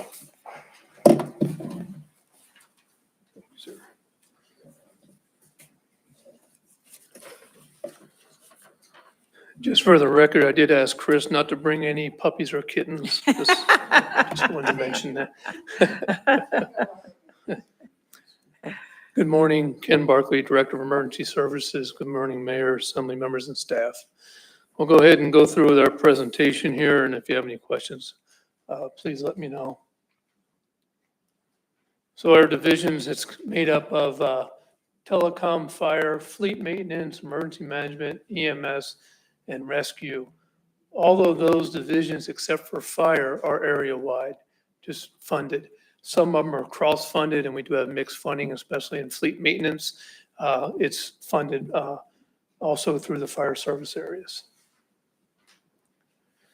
On this slide here is our full-time employees. This is our area-wide full-time. For the DES, we actually have we average around 350 employees total. That's our volunteers, on-calls, and full-time staff. So here this is the full-time for area-wide. We do have at least 13 or 14 openings for EMS right now. The interviews ended yesterday, and we're going to fulfill all those positions except for one out of the interviews.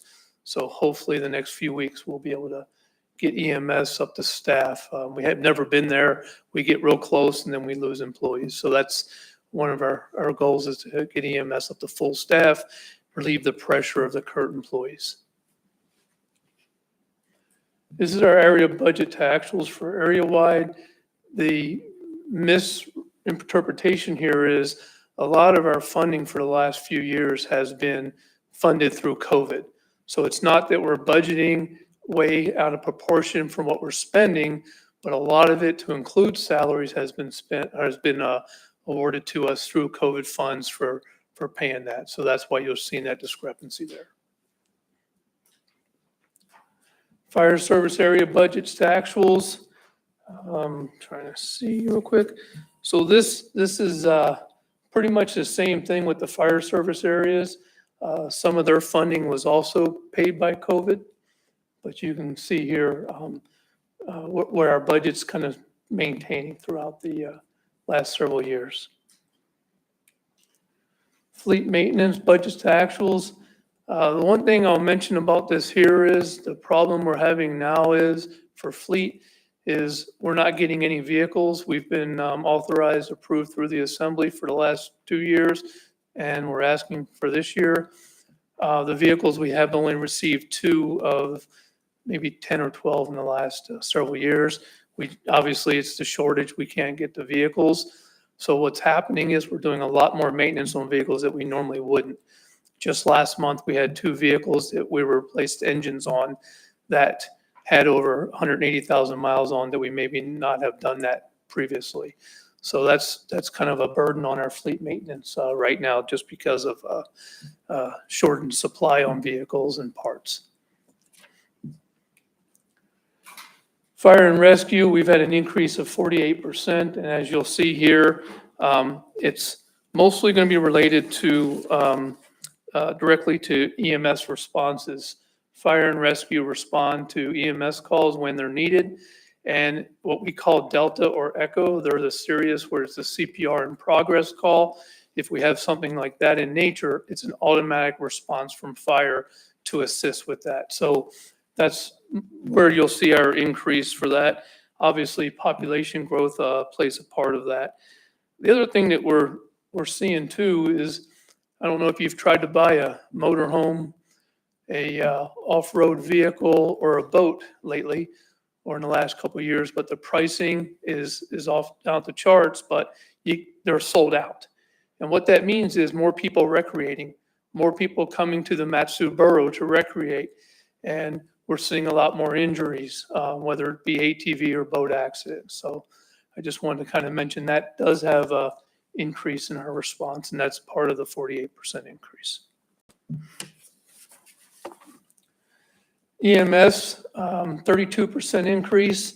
One thing with the EMS, we never have hit 10,000 calls a year.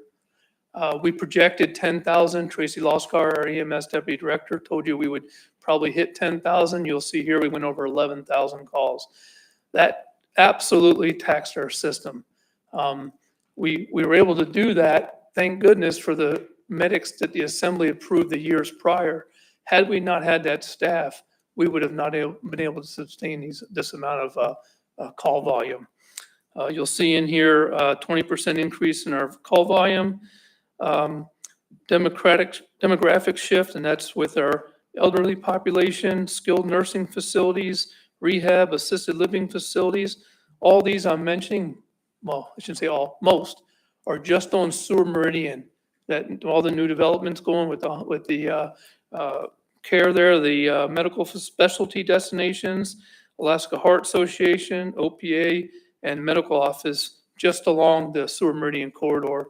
What this does is it generates calls for us when they have these facilities. When assisted living goes in or senior homes go in, their staff after hours generally isn't there. If someone falls down, slips in the shower, those are the calls we have to go to. So it's generating an increase in our call volume just as these facilities are built. We do have 2 contractors on Assembly here, and we're not building houses anymore. We're building subdivisions. Subdivisions are being built in 3 phases. So we're building 3 separate subdivisions. That's the growth. For the last several years, Goose Bay, past maybe mile 5 or so, has been where our growth is. That's shifting now over to the greater Palmer area. And that's where a lot of our growth is happening and buildings going. And our call volume is shifting over there as well. Talk about our accomplishments. We responded to over 3,800 calls. That's just for fire and rescue. 13% increase, and we were able to maintain that. Supporting public fire safety through programs, smoke detectors, CO detectors, getting out to the public and educating the public. That's the most important thing we can do. Fire prevention, public education. And we just received 600 signs, addressing signs, to get out to the public. And we're going to start working on that here in the next few weeks. So it's addressing signs. So when we're looking for someone's house, it's not like it used to be. It's the pink rock, 2 houses past the pink rock. You know, that's what we were told and that's what we went to. So now we're trying to encourage people to get signs up that are big so we can see them and illuminate off of our headlights and spotlights. As a manager can attest, we have pretty good lights on our vehicles. And then SOPs, we're developing SOPs throughout all the DES. Before each service area, they had their own operating procedures. Sometimes it didn't work with the adjacent agencies. So over the last 2 years, Deputy Director Davis has been working on that. And we're almost there where everybody is working off the same procedures, same policies. So it just makes a smoother transition when we help each other on a call.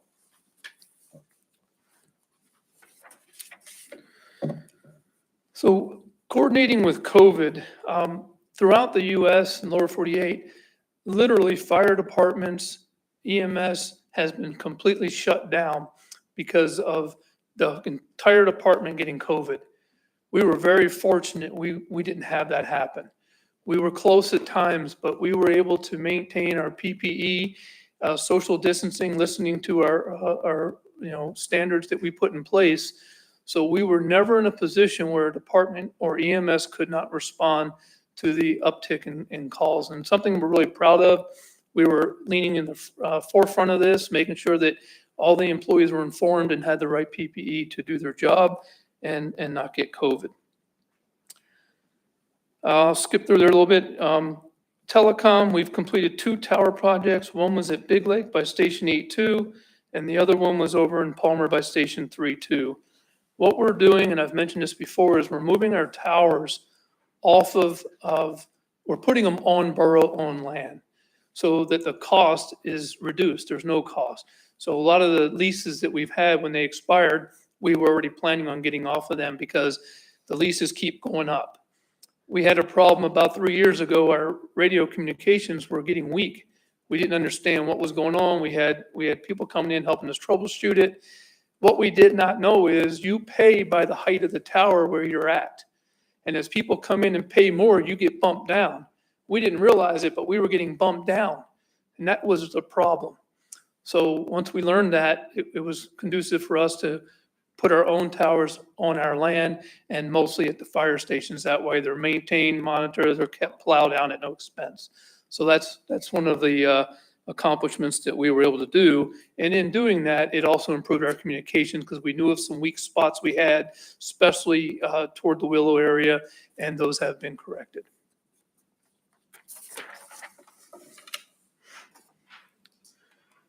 The next slide, we wanted to, I actually just spoke on that slide. I skipped in there talking.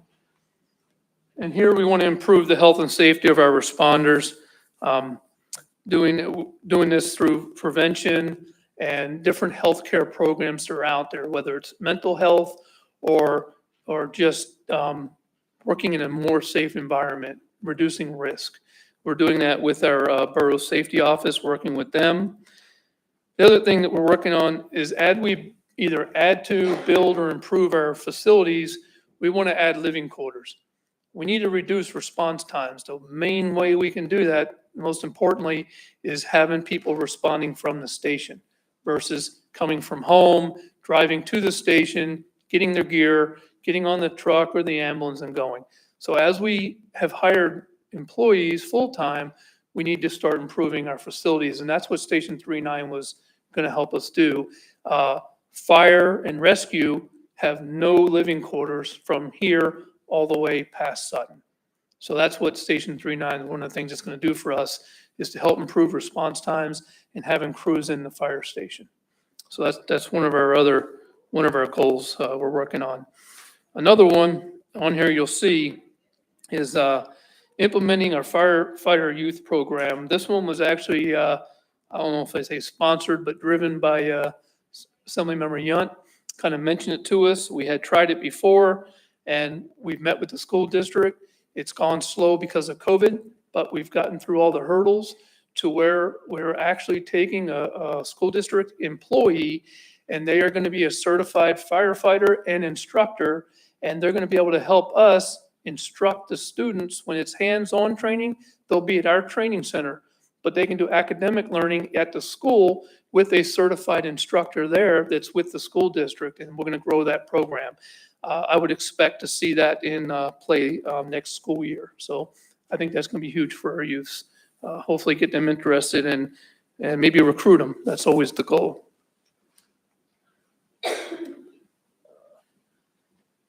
Medical First Responder is a program that we started a few years back. And what that does is it's teaching our firefighters to be medics.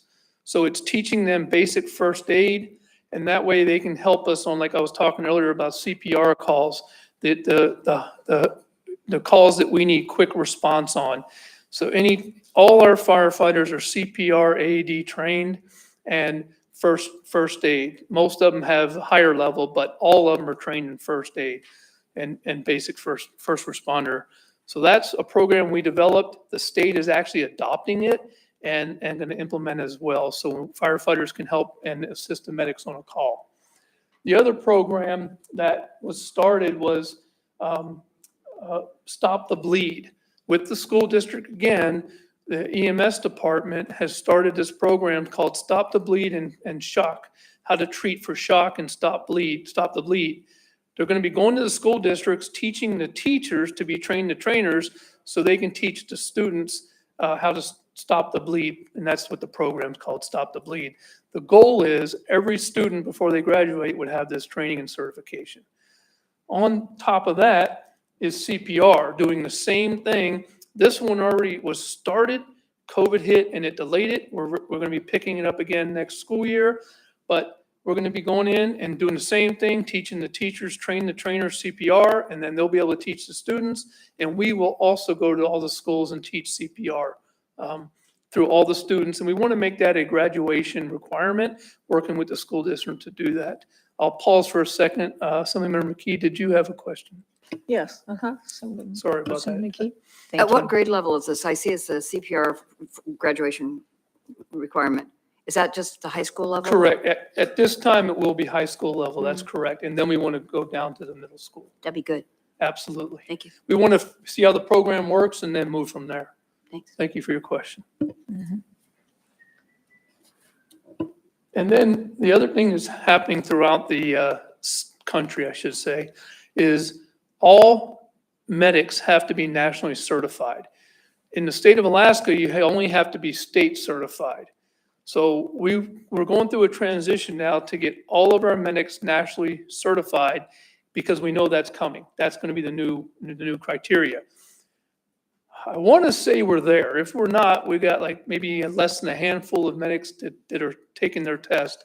And I would say by the end of this month, we will be 100% nationally certified. So that's a huge accomplishment. First ones in the state that can say that as a department or entity to do that. So that's one of the big accomplishments through our EMS department.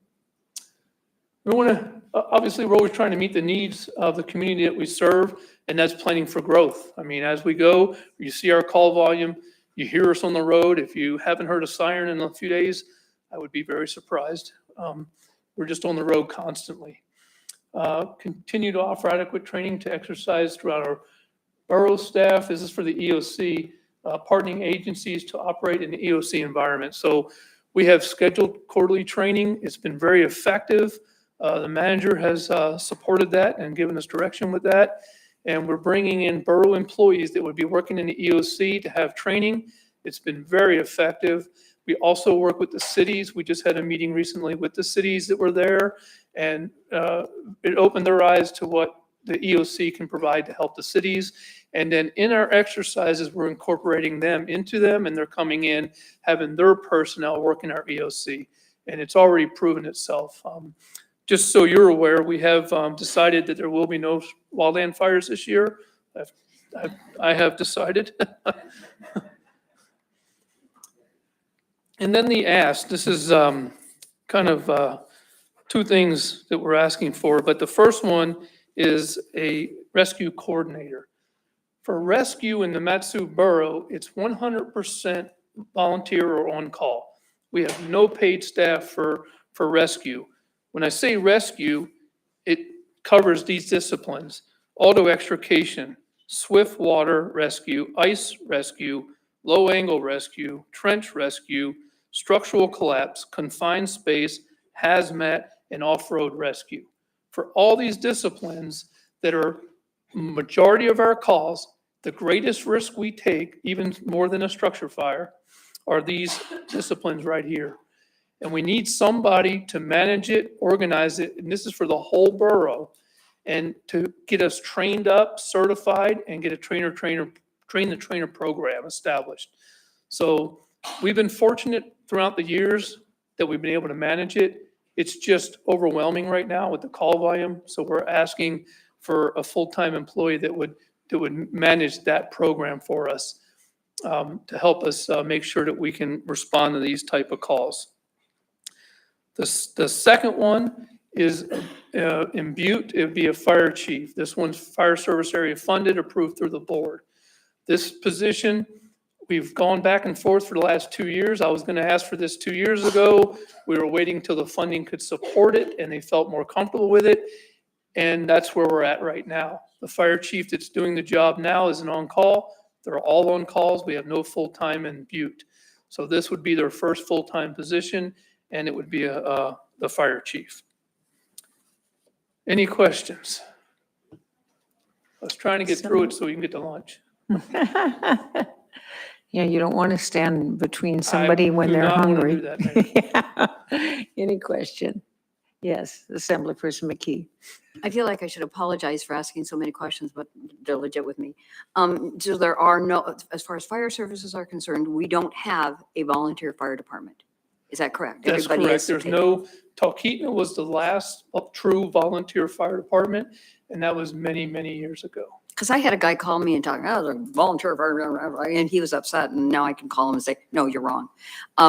The other thing is, so at the moment, we don't have any it's not like you see in the movies where guys live at the fire station or women live at the fire station and slide down the poles and run out the door. There's none of that yet because we don't have any residential capacity.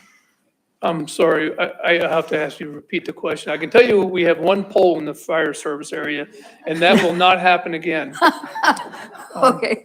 But You were saying that with the new facilities that you were building in, I don't know if in parentheses over here, the old ones that you have that you would add to, we don't have any residential. Nobody like lives there. so we do. What do we do? For EMS, we have 4 facilities that they're sleeping in, but they were either old maintenance buildings that we purchased, or they were old fire stations that we've converted into the offices, and they're sleeping on cots in there. But there's no, like for firefighters themselves. Fire Station 6-2 has sleeping quarters, Oh, and Fire Station 7-3, about mile 51 on the parks, have sleeping quarters, and Station 5-1 across from the hospital there.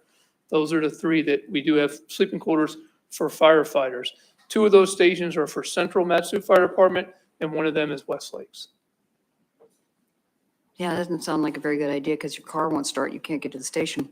Correct. Anything north from Big Lake and from here all the way past Sutton, there's no sleeping quarters. Yikes. Thank you. Okay, if that's all the questions, thank you. Any other question? No? Okay. I think the clerk. What do you want to do? Oh, sure. Yeah, go ahead. Come. Okay. Good morning, Madam Mayor and Assembly members. I'm Teresa Dolan, the Port Operations Manager. I know everybody's hungry and I'll try to make it short. I have the advantage of only having 3 slides because I have an update to the Assembly every January, February timeframe that goes into much more detail.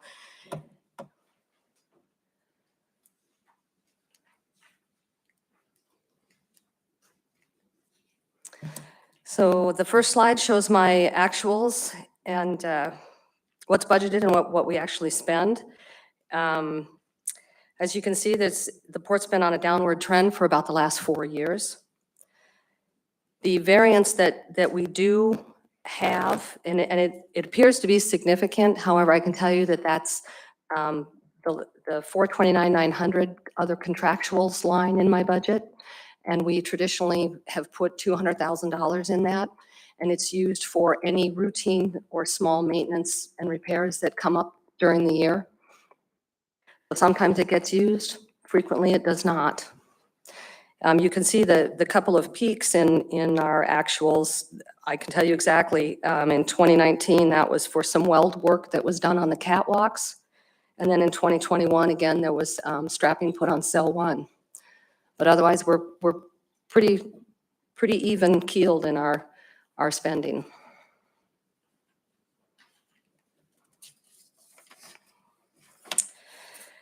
For our accomplishments this last year, I just want to highlight a couple. We're wrapping up negotiations right now with Moffitt and Nickel on the design contract for the pile sleeves and the ro-ro ramp that are going to be funded by the EDA grant that we received last year. That'll be roughly a $10 million project when it's all completed. The grant was $7.5 million, and then the borough supplied 1.9 match. We also completed the phase 2 repair on cell 1. That's now been reinforced with additional strapping. Eventually, we know that cell 1 will have to be replaced. We've talked about that in the past. But after this last additional strapping that was added, we think we're probably good for another 3 or 4 years, perhaps even longer.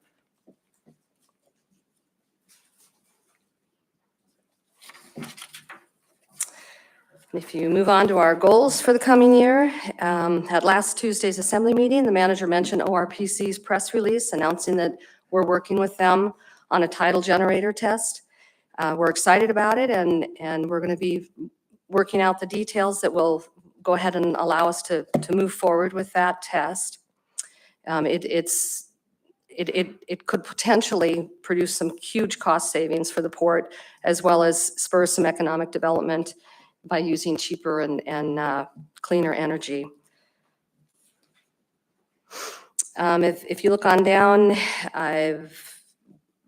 on the cargo discharge for 2 deep draft vessels, we have a ship due in May. They'll be unloading cement again with super sacks. That should bring in roughly $100,000 for the port. And there is potential for an additional deep draft vessel that would be taking some bulk commodities up to the North Slope for oil service companies. It looks, revenue-wise this year, we're doing pretty well. I think that we'll come out at about $250,000. That's not including the potential of that second vessel. And pending any questions that the Assembly might have, that is all I have. Go ahead.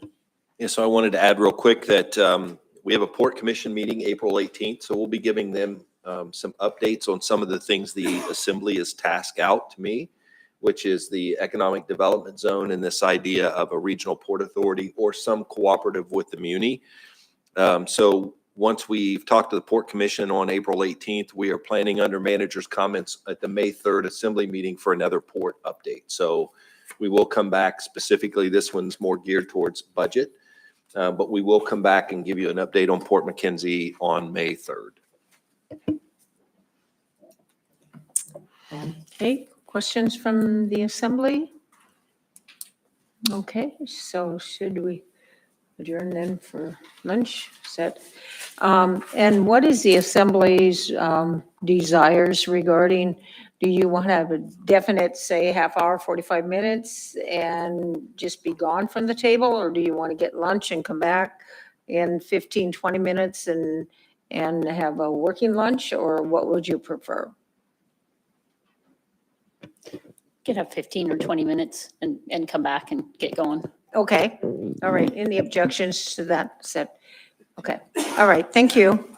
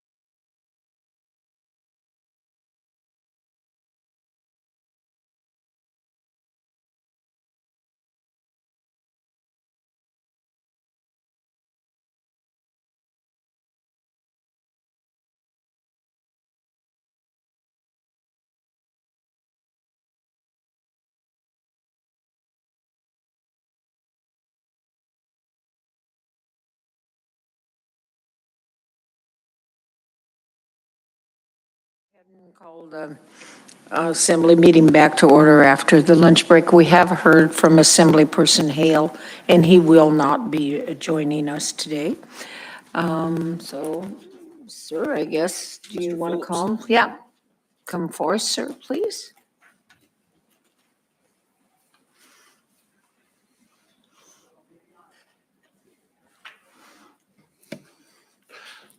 Good afternoon, Mayor, Assembly. Eric Phillips, Community Development Director. I did want to get my presentation in before lunch. However, I guess mid-lunch is better than an hour after we've all eaten, so I'll take it. So I'm going to go over our little piece of the overall borough budget, which is community development. Community development has, I guess I better. Community development has two divisions. The first one is recreation and library services. Under this division, we have things like the Brett Ice Marina, community pools, outdoor recreation, trails maintenance, and of course the five borough libraries.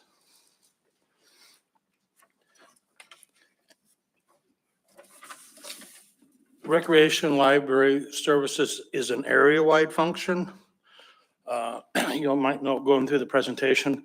We're one of the few budgets. We have area-wide money in my department. We have non-area-wide money, which is what funds the libraries.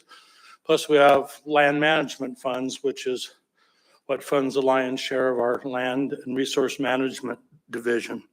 But as far as the recreation and library services FTEs, if we were to get a position with this budget, it would be the first position that we've been awarded in the 11 budgets cycles I've been through here at the borough. And that's the one thing that I would point out on this slide that's relevant is if you look at on the left-hand table, if you'll look at the Parks and Recreation and then the Trails Maintenance slide, you'll see there's an extra half a position under each of those labels, which adds up to one full-time position that we're requesting for the next fiscal year. The need for the position is basically primarily based on growth. This position will serve the core area. And in the core area, we have 28 different trails, trailheads, and outdoor facilities that we maintain. The number of facilities we maintain has increased by almost a third over the past 6 years. And again, during this time, we haven't added a single employee. Not only has the number of facilities improved, but the usage has been dramatic. For example, between fiscal year 19 and 21, trail pass sales increased by 300%. It's not a direct line, but it shows you the increase in use of our core area trails. And the other reason we're asking for the position has to do with coverage. We're a 7-day-a-week operation, and we have at the fully staffed in the summertime, we have 28 employees. 26 of them are on-call employees. We only have 2 full-time employees for the entire core area. And what happens is we have about a 70-75% turnover rate with these on-call folks every year. So every year we bring all these kids back. We have to spend weeks training them up. Well, the 2 employees we have that are training them are needed to do the training. As a result, during the key time at the beginning of the season, we don't have people out in the field, in the trails, at the parks. And plus it makes it so our 2 full-time employees aren't allowed to get sick or take time off, because if they are, there's nobody to manage the crews. So anyway, basically the additional position will allow us to cover the huge growth we've seen over the past many years. And right now, for example, we don't have anybody covering evenings and weekends. Well, guess when a lot of the stuff happens out there at the campgrounds and parks? It's evenings and weekends. This will give us some coverage out there during what used to be off times in our parks, trailheads, and facilities. Any questions about adding the full-time position? I don't see any, sir. So Okay. go ahead and proceed. I'll move on to the budget. I think the main, the main point I would make on this budget to actuals is it's for us in Parks and Recreation, it's a bit wonky. Because for example, in 2019, due to renovations, we had one pool and one ice rink closed for renovation, but we had still budgeted as if they were open. And then starting in 20, of course, COVID hit. And while we did close the facilities down for a short while, we were able to reopen them, but we had to reduce programming. And because we reduced programming, we came in with a skeleton crews. At the pools, for example, we laid off all of our on-call employees and just ran with the few full-timers that we had. So for 19, 20, and 21, the budget to actual, because of our reality those years, is a bit wonky. Another thing we have affecting us, and I'm sure it's affecting others too, is for the past 2 seasons, again, the COVID years, we've had a very difficult time hiring. Like we anticipate having 28 employees, but due to, I don't know exactly what the reasons are. The last 2 years, we've had an incredibly difficult time filling our crews. And so as a result, that money was not spent. Next division is land management. It shows our FTEs. Again, this is my 11th budget. We've never asked for or received any increases in employees for land and resource management. It's stayed the same for the past 10 years, so there's really not a big story to tell as far as the folks working in land management. Land management budget and actuals, for those of you that are maybe new, land management money is money that we've garnered through land sales, timber sales, gravel sales. A big chunk of our operations is funded through these resource sales. Land management money is not area-wide money. It's not tax money. And so us having a variance in our budget isn't necessarily a bad thing, because it's not tax money we're taking, from your average homeowner. It's money we've earned. And if we don't use it, it rolls over into the next fiscal year and is available for us to use the next year. So it is a little bit different than a lot of your typical operations here in the borough. Any questions or concerns about? Yes, ma'am. Assemblyperson McKee, go ahead. You were talking about when you were having difficulty hiring people and you couldn't hire, I guess there were a couple of positions, I'm not sure how many you said, but you couldn't hire them, so you just rolled the money over. What was that was in the hiring issue was in the Parks and Rec side. Oh, I see. And that is area wide. That is taxpayer money.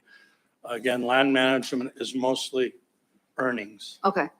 What was the downside of not hiring those folks? You couldn't hire them, the money? We didn't have coverage. Things we held on by the skin of our teeth. We didn't have maintenance, a lot of maintenance that needed to go on. It just, if we go through a couple of years of that, it's really going to show in the. Just like trail maintenance and stuff? What's that? Trail repair and maintenance and. Trailheads and the actual trails themselves. Yeah. Okay, thanks. Cleaning bathrooms. Oh, that.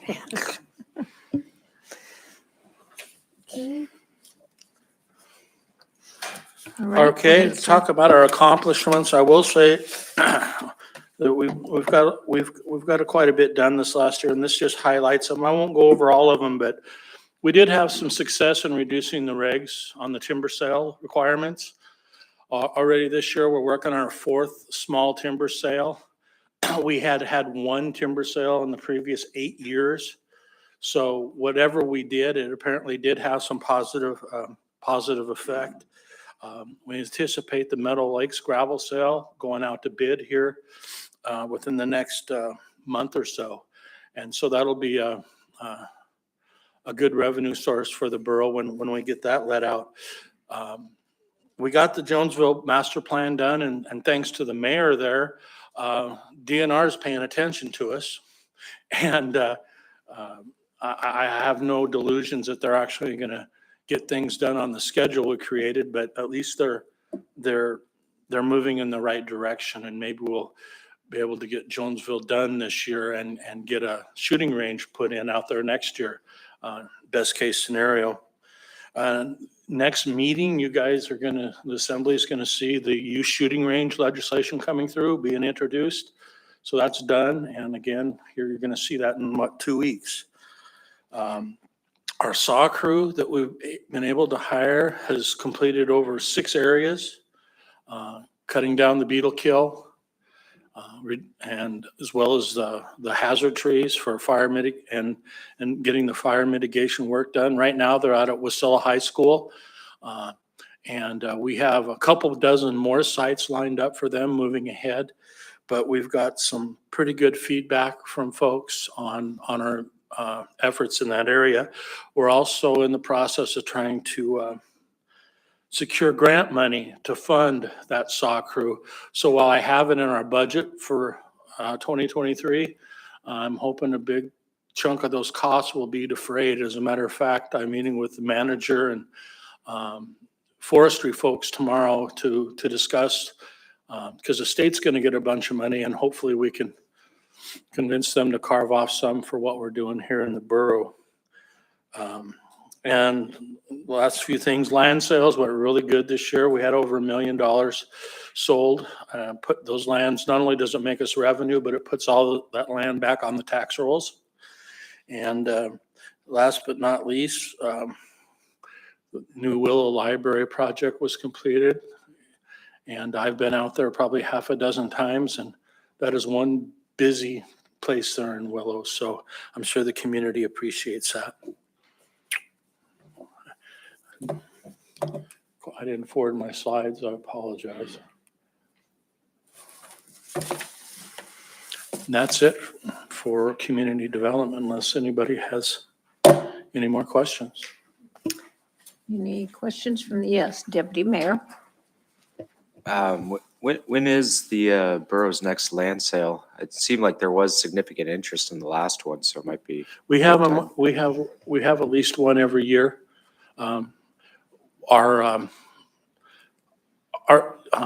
Nancy Cameron is our land management agent that handles those. She is leaving April 29th this month. I don't know what short-term effect that might have on our ability to kick one out. It may delay it, but once we get them once we get that rolling, we have at least one general land sale. Then we also have the land foreclosure sales annually as well. So I see there's a reduction of 1/10 of a full-time equivalent in land management. What does that mean, really? What it means is we had a position that was funded 50-50 or funded 60-40, and it got adjusted to 50-50. And so that was the 10th of a person. Go ahead, sir. Yeah, Eric and I were talking about this the other day. This is one of the complicating factors with his department, because you have land management on top of area wide. And so it does make it a little bit wonky when we're kind of trying to present this to you, but because it is a budget and it is about appropriating funds, we do go ahead and show it that way. So it is kind of difficult, but we think it's important to kind of maintain that, because it is tied to a budget appropriation. So although it's a little bit disjointed or may feel that way, that does actually represent how we cost allocate across these different funds, just due to the structure of the government and the limitation. So I just wanted to clarify that. Further questions from the yes, Assemblyperson McKee? And is that Jonesville master plan, is that Rauscher's project that, is that, or is that separate from what he's doing? I'm sorry, is it? That Jonesville master plan that you're talking about, which I'm really happy about, is that George Rauscher's thing, or is that a totally different thing? It's a DNR, Department of Natural Resources thing. We worked on that plan for almost 3 years. And because it's mostly state land, DNR has to approve our Yes. plan. Part of our plan is constructing a public shooting range out there. But we can't do that until they approve our plan. We've been having a very difficult time. George has been very helpful in trying to push DNR along. But as I said during the presentation, the mayor here has been very effective at getting their attention. And they've actually hired people, hired an employee and a consultant to review our plan. And they were on a 9-month timetable to get that turned around. Oh, that's pretty short. Thanks. Instead of the 3 years that we were told what it was going to take. So 9 months seems like a long time, but yeah, compared to 3 years, yeah. So further questions? Okay. Thank you. Thank you, sir.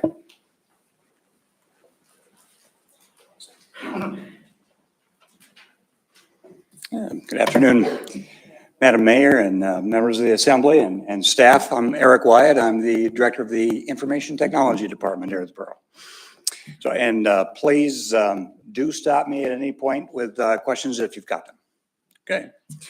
So on our first slide there, we're going to talk a little bit about the budget itself, the budget request for this year, the budget to actuals.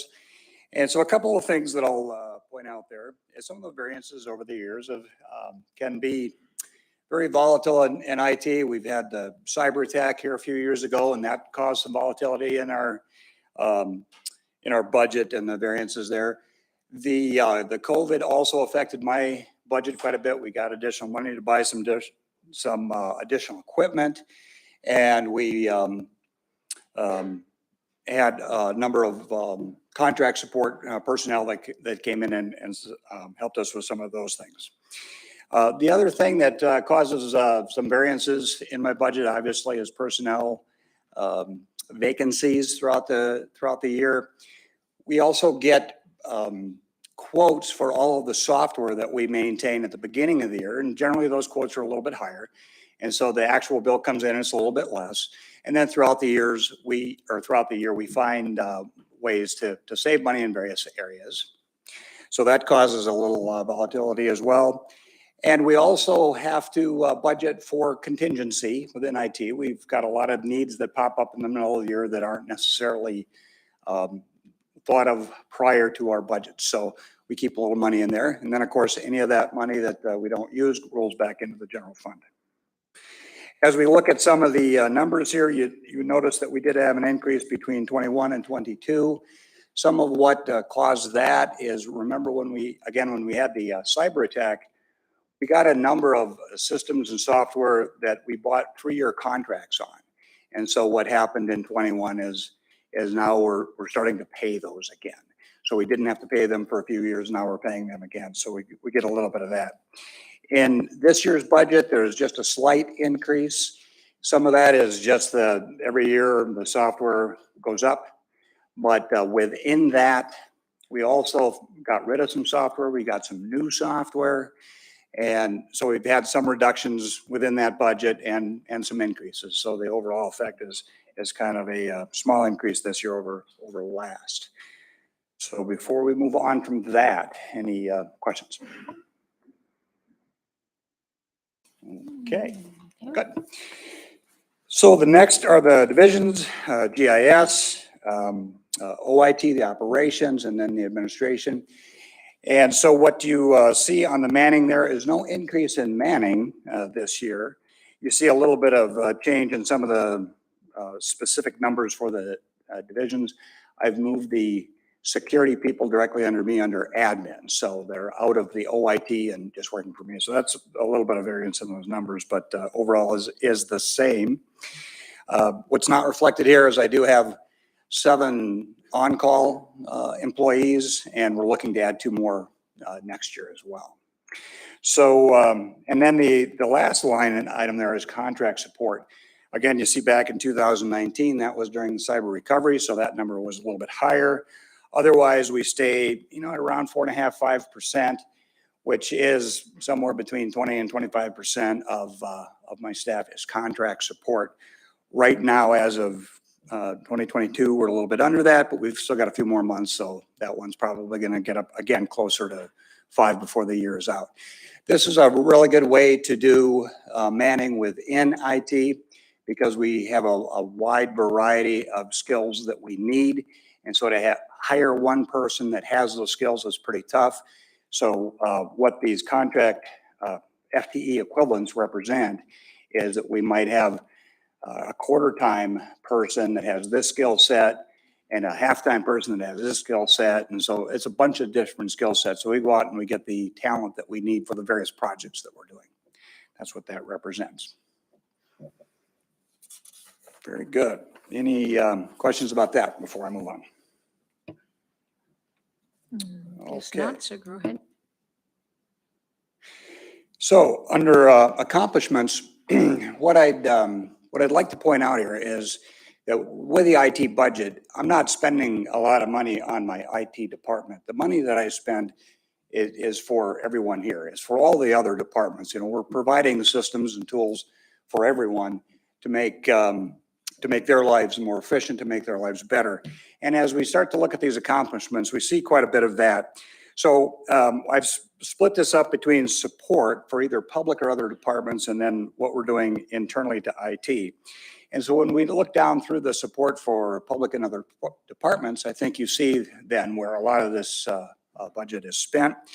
You're going to recognize a number of these things from what Manager Brown talked about earlier and what some of the other departments are talking about. So we've talked about problem reporter. We've EOC and a common operating picture, e-commerce improvements. So a lot of these things you're familiar with. Some of these are supporting the public and we're getting information out to the public and we're promoting transparency. And again, a lot of the rest of those projects are directly supporting all of the rest of the departments. Then we've got some internal accomplishments as well. And that's just kind of how the sausage is made, kind of projects that we've got in there. Would love to go through great detail on a lot of those projects, but I'm sure I put everyone to sleep. So we'll skip those. So questions on any of these accomplishments in the past year before we look at the goals for next? No, go ahead, sir. Okay, very good. So our goals for next year, again, splitting them up between our support for other departments and the public and the IT. You'll see that some of these things are ongoing projects from accomplishments from last year, and there'll be ongoing goals for next year. So additional EOC improvements, additional e-commerce improvements, additional hub sites and dashboards. So this is all getting information out to the public. And again, we're supplying from IT's point of view, we're supplying the tools to do this, but it's the rest of the departments that are providing the information that then goes out to the public.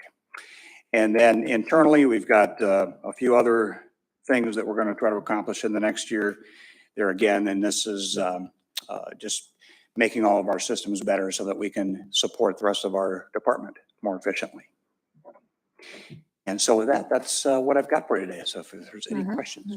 Assembly Person Hours, go ahead. Thanks for the presentation on the, public transparency and trying to make it easy for the public to follow along with what this body is doing has always been a challenge. And I know Stefan and I have talked about some way to make the agenda searchable and people to set up like a Google alert so they can, put in keywords that they're interested in or geographic locations. And when things on the assembly agenda pop up, they get automatically notified instead of having to read through 10 pages and figure out if they're interested or not. Is that what the opt-in public notification is on this, the goals under smart communities? Is that what you're kind of talking about, or? Yes, through the mayor to assembly member Nowers. Yes, that's exactly what that is. So we're looking for let the public opt into a software program that will put that kind of information out on their phone or their email, however they'd like to get that information. So we're actively working on that right now. I think that'd be great. Are you, you have any sort of timeline on that, or are you just juggling it with everything else at this point? Yeah, there's a lot of juggling going on, obviously, but we've had one demonstration with a software program. You may be familiar with Nixle, that is used by Alaska State Troopers in Anchorage and Fairbanks and many other locations around the country. We're looking at that. I'm lining up another demonstration of the program that we have that does something similar to that currently, which is called Alert Sense. So then we're going to compare the two and make a decision, and then we can move forward fairly quickly. So I really hope to have this done before the end of this fiscal year. I think we can get this done in a couple months. Thank you.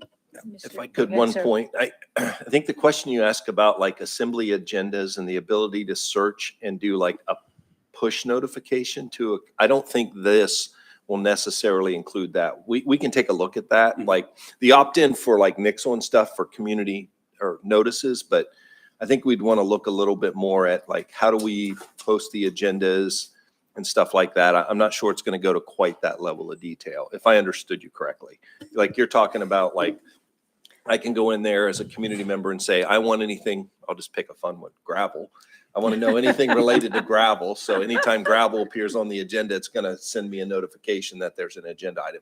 Is that what I'm understanding? Yeah, so you don't have to read the agendas every time and, you know. Yeah, well, we can talk about that. I just wanted to clarify. I don't know that the Nixle piece will scratch at that necessarily. Some of that may be in how we post the agendas and documents in the first place. Yeah, and the other idea we just kind of talked about was geographic area. Something's happening in the Palmer area, Wasilla area, you geographically coding some of the things that are in those agendas, so you get notified if you're interested. Certainly. This software will have that capability, but again, usage will be important as well. So, you know, any of these software packages like that can be used to do geographic, can do agenda, can do meeting notifications, but it'll be a matter of how we decide to set it up and use it. Deputy Mayor, you had a question? Yeah, actually on the assembly agenda thing, would there be some reason that the agendas for the assembly would have become harder recently to open on your phone? Like I had to actually download a PDF viewer app like Adobe on my phone just to open the agendas, whereas before you never had to do that.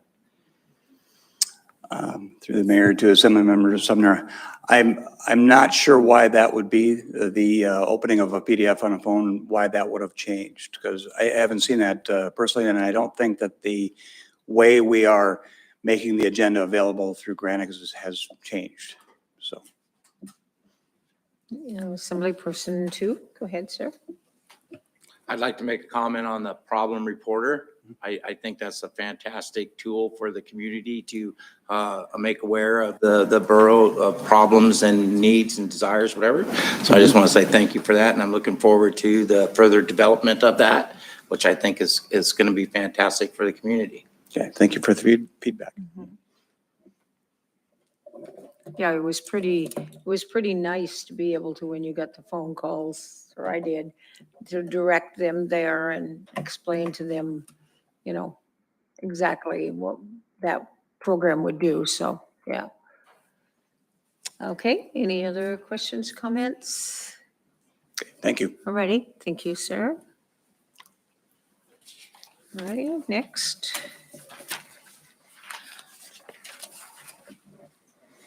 Terry Dolan, Director of Public Works. So real quick through the budget slides, I've got a couple of them in here. Really flat to downward trend in Public Works. And you'll see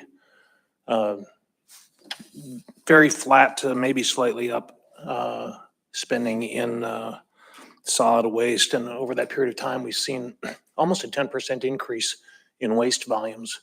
So I think that's pretty subdued spending. The actuals there are really, really flat for solid waste. This is how the department's organized now.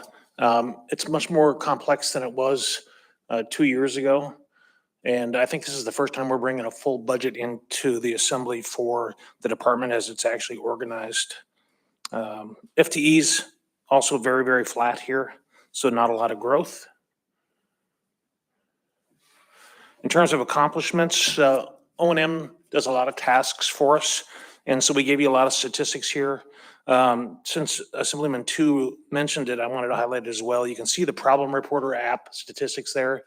Just started in last June, and already in 9 months, almost 650 reports. So that's gaining some speed there. We're seeing it accelerate. We actually changed our phone message. We transitioned from really a 1960s complaint system into, the current century when we implemented this problem reporter. And so we changed our phone message on the telephone complaints to let people know that we wouldn't be monitoring it on the weekends and at night.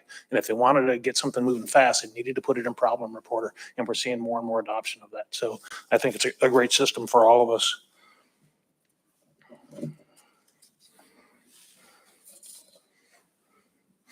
Okay, so pre-design and engineering, this is one of 2 eye charts I have in the slide pack, so I apologize for that. But they do a lot of things over there, and I'll just highlight a couple of them. Good subdevelopment numbers up at the top.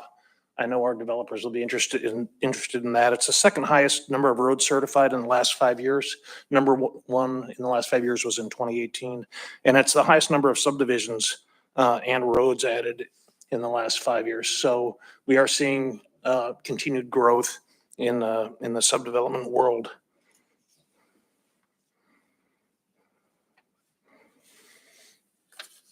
In terms of project management, I've broken this one down into 2 slides. This is the civil side, or what you might call the horizontal construction side. We completed this year 19 different road service area projects. An average year, we do right about 19 or 20 of them, so that's right on target with where we normally are. You can see the fish passage. We did one there. We'll be doing more in the future, and you'll see that in a later slide here. So that stuff continues to move along. And then on the vertical side, the big one, of course, is the Houston High School construction is underway. The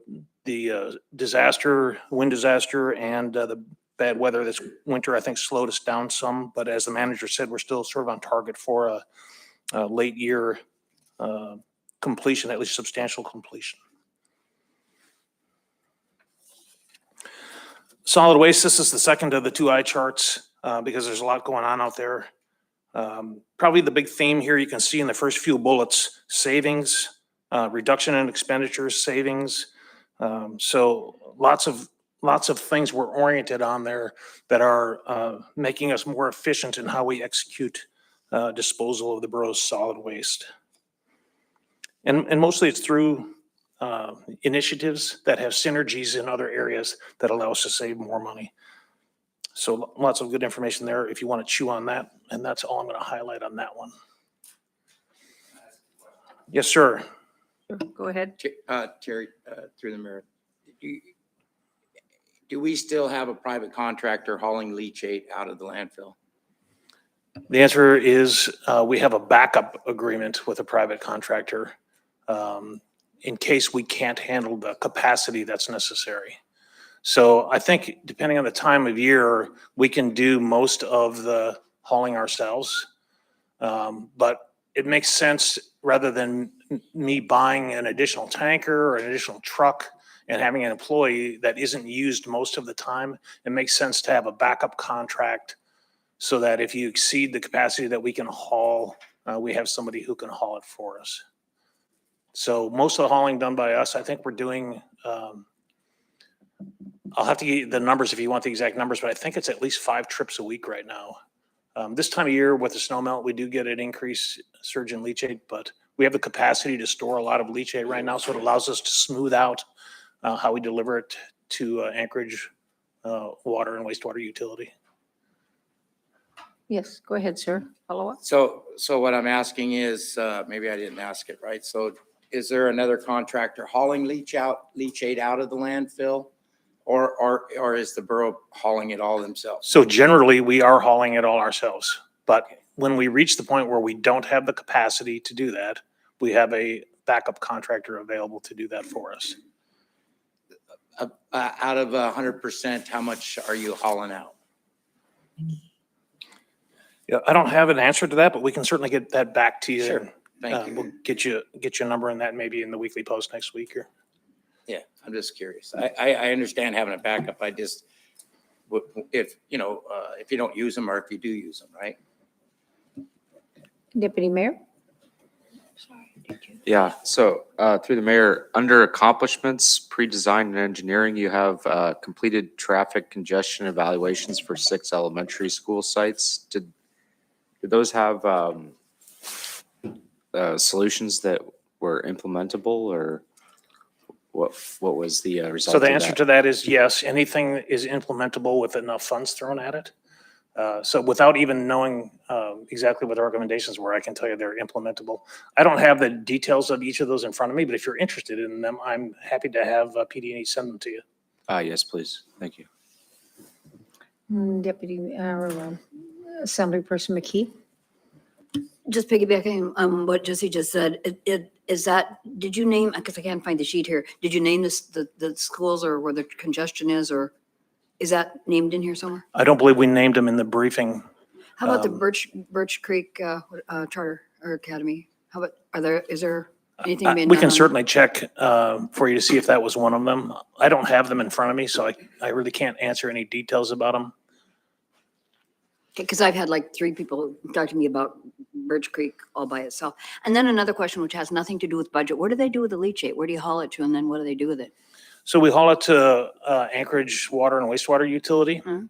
They dump it into their sewer system where it gets mixed with essentially brown water from their sewer system. And then it goes to their wastewater treatment plant that's out next to the airport. It's a primary plus treatment system, which means they remove the solids from it. And there's some additional treatment beyond that, but not a lot. And then it's discharged into the inlet. They have a permit from EPA with a waiver that allows them to do that. There used to be, I think, in the neighborhood of 250 waivers like that around the United States, coastal cities and on the Great Lakes. EPA has reduced those waivers. I think they're down to less than 15 now around the nation. I think Hawaii lost theirs a couple of years ago. So at this point, because of that waiver, they don't have to treat it to essentially drinking water quality standards, which if we treated it out here in the valley, we would have to treat it to that kind of standard, what's called tertiary level treatment.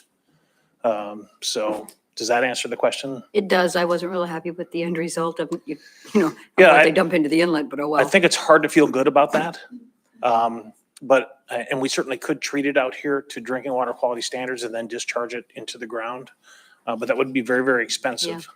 So if that's something the assembly wants to pursue, we got to find a lot of money to do that with. And then we got to charge the users back for that probably. No, I just think we ought to bug Anchorage about it, but oh well. Thanks. Mr. Manager, you had a I'm comment? just going to add one comment on the safe walking or the walking plans. Some of that is to create a plan that informs project development. So we have the Safe Routes to Schools projects in our Transportation 21. So if it's a school where it adjoins borough right away, that would inform how we might develop a project and bring that forward for consideration. Many of our elementary schools are on roads that correspond to DOT right away. And the problem has been habitually that we don't have a detailed enough plan to inform DOT's requirements for developing walking amenities. That's been the problem. So like Seward Meridian and Career Tech High School, it comes up all the time, Teelan Middle. It's DOT right away. But if you don't have the walking plan, they're not going to develop their road projects and improvements with that consideration in mind. So what borough staff have been trying to do is work with the school district to develop these walking plans so that then they get handed to DOT and they have to consider that as they're bringing projects forward. So it's not necessarily that work would yield an RSA project or something that we would build right away. It's the first step in determining what potential projects we might be willing to bring forward at the borough level, but to also inform DOT's improvements excuse me, because, for example, I'll use Kinnick and Goose Bay Elementary on Hollywood. The crosswalks aren't maintained. Well, there's no walking plan that drives this crosswalk idea and how you might get kids across the subdivisions from the north side of the road to the south side of the road where the schools are. So that's the idea of getting that done and the importance of it. So we've been taking that on in-house with some support from GIS and Terry's department to get that done. So then we can leverage that to inform DOT's processes and also to allow us to potentially bring projects forward. Assemblyperson Nowers? I guess to maybe clarify on that. So I think there's the safe routes to schools, but this says traffic congestion evaluations. I was thinking of like Finger Lake, where it sounds like it's back onto Bogart. Is that what these congestion, you're looking at actual vehicle traffic at those? Yes, I schools? believe that is correct. Of course, it's linked to the safe route to schools issues as well. I'd be interested in seeing that information Okay, as well. I've got 3 of you on the list, so maybe we'll just publish these in the update for the whole assembly as well. Ms. McKee's point, just don't go swimming in the inlet and think about it, maybe. I want to point out one thing on here that just makes me so happy every time I see it. It's the completed agreement in the title transfer 7 DOT roads in exchange for the Glen Highway lighting.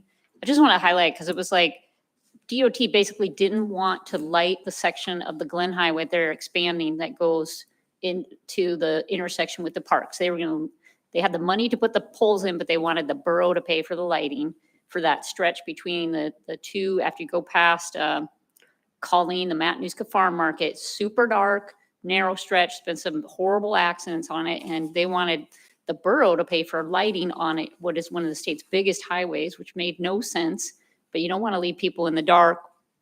And the borough came up with a plan with them to say, we'll take on 7 pieces of road that make sense in that road service area that we're already close to maintaining.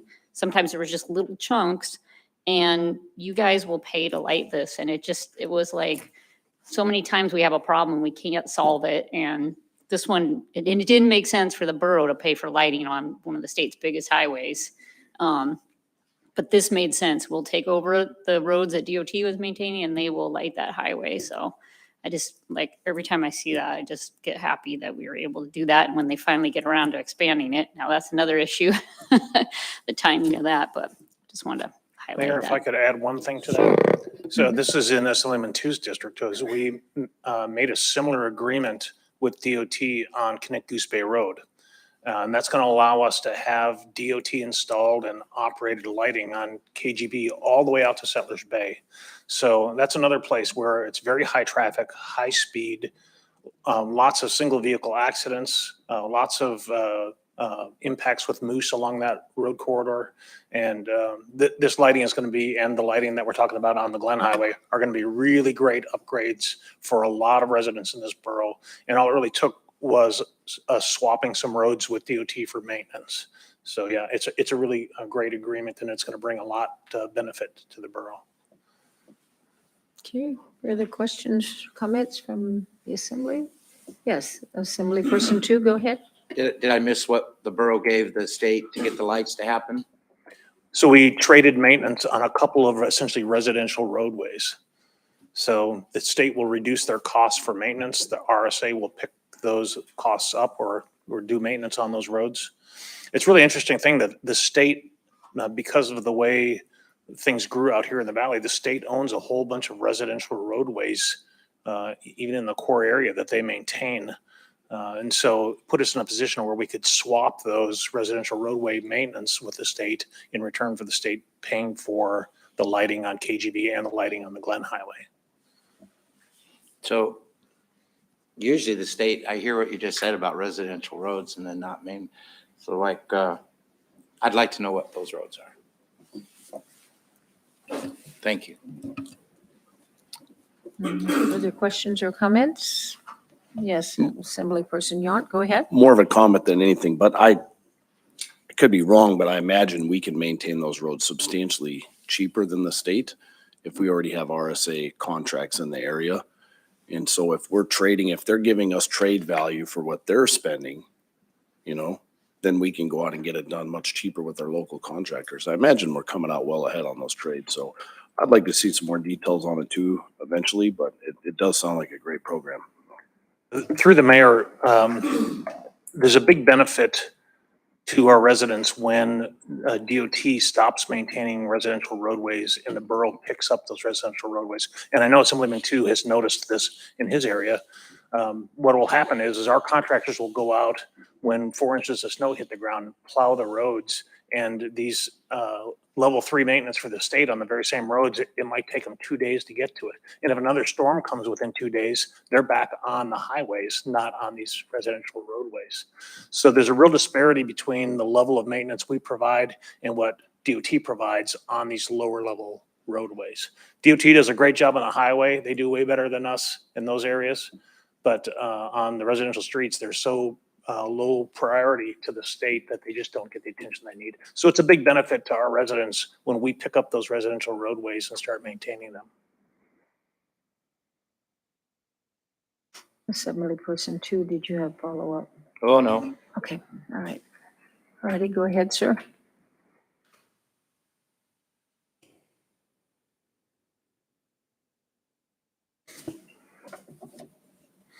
Okay, so goals for pre-design and engineering.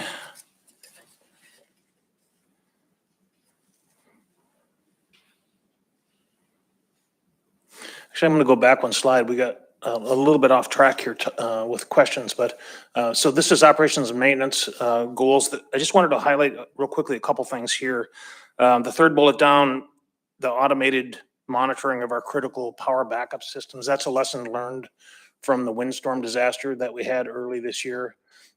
We had systems go out and we were unaware that the backup power didn't come on. That happened right here in this building. And the result of the fact that we were unaware of it made it much, much more difficult for us to recover from it. And we're already putting systems in place now, automated systems to notify folks whether those systems are working or not. We actually had a good test of it, 2 days ago. There was an accident, I think, in the Butte that knocked out power here. And sure enough, the system didn't come up. But the notification equipment that we put on there notified us by email. So, and we are actually talking to IT today about going to text messages, which are much more responsive on the weekend in the middle of the night than an email would be. So that's moving forward, which is going to be a good upgrade. And then I put the problem reporter on the bottom of this one as well. I talked about it a little bit already, so I think we're probably good there. Okay, back to pre-design and engineering. The stuff on the left side of the slide there where it says update are just mostly things that we want to update, programs, manuals, whatever they are. I did want to highlight the traffic data collection program. This is another area where we're moving out of the 1960s with the pneumatic hoses that we all grew up with counting vehicles, and we're moving into the digital age with digital systems that collect data and shoot it to the cloud.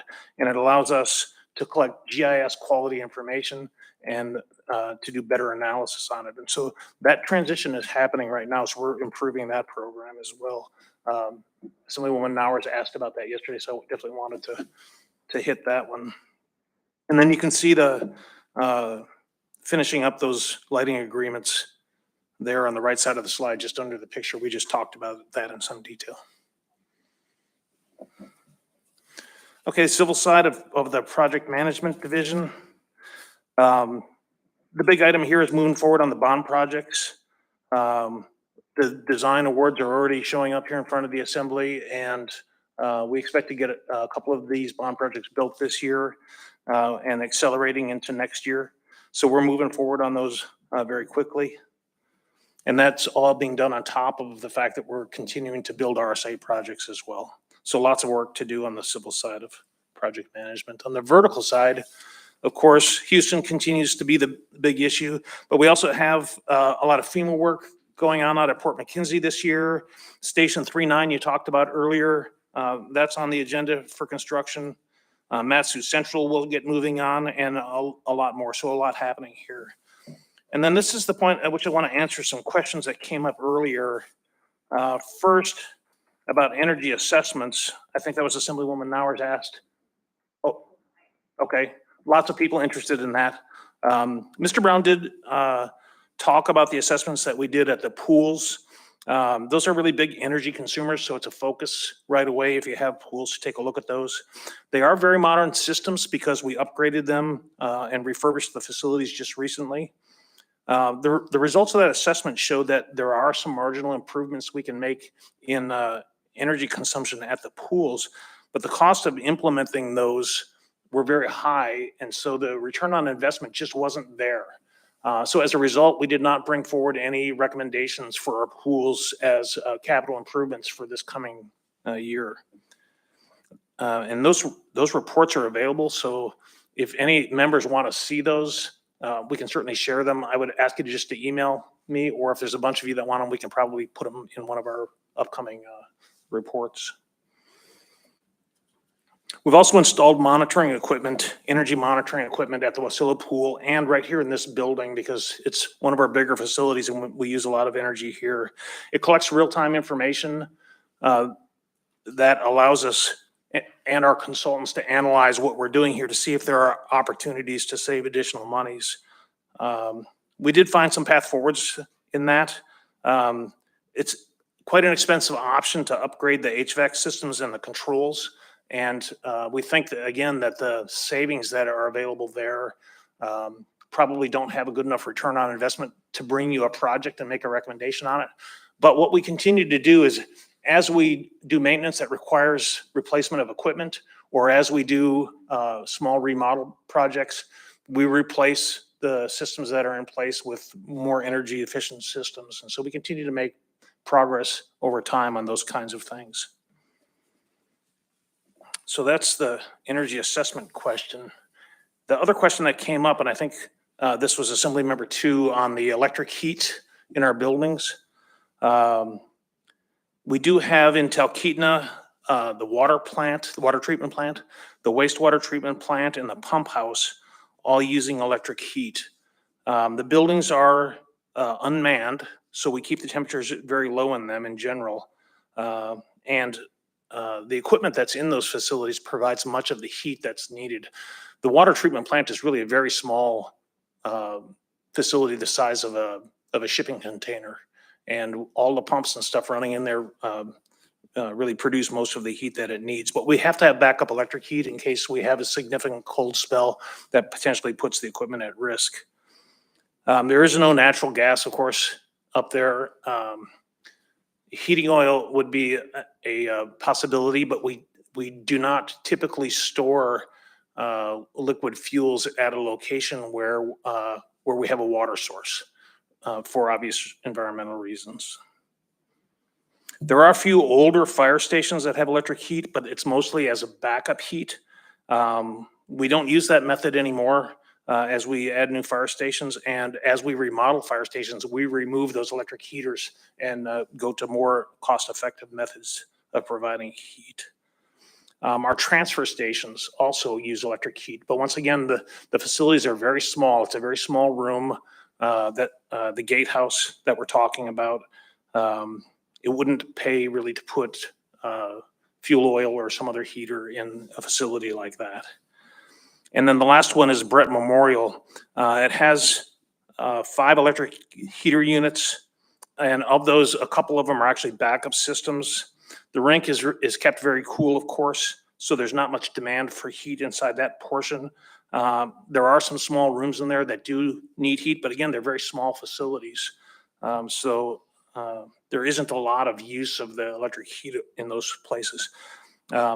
We could replace those, but of course, the upfront cost and the return on investment just wouldn't be there for those facilities. So we are not recommending a project to get rid of those electric heaters at this time. So that's the electric heating question.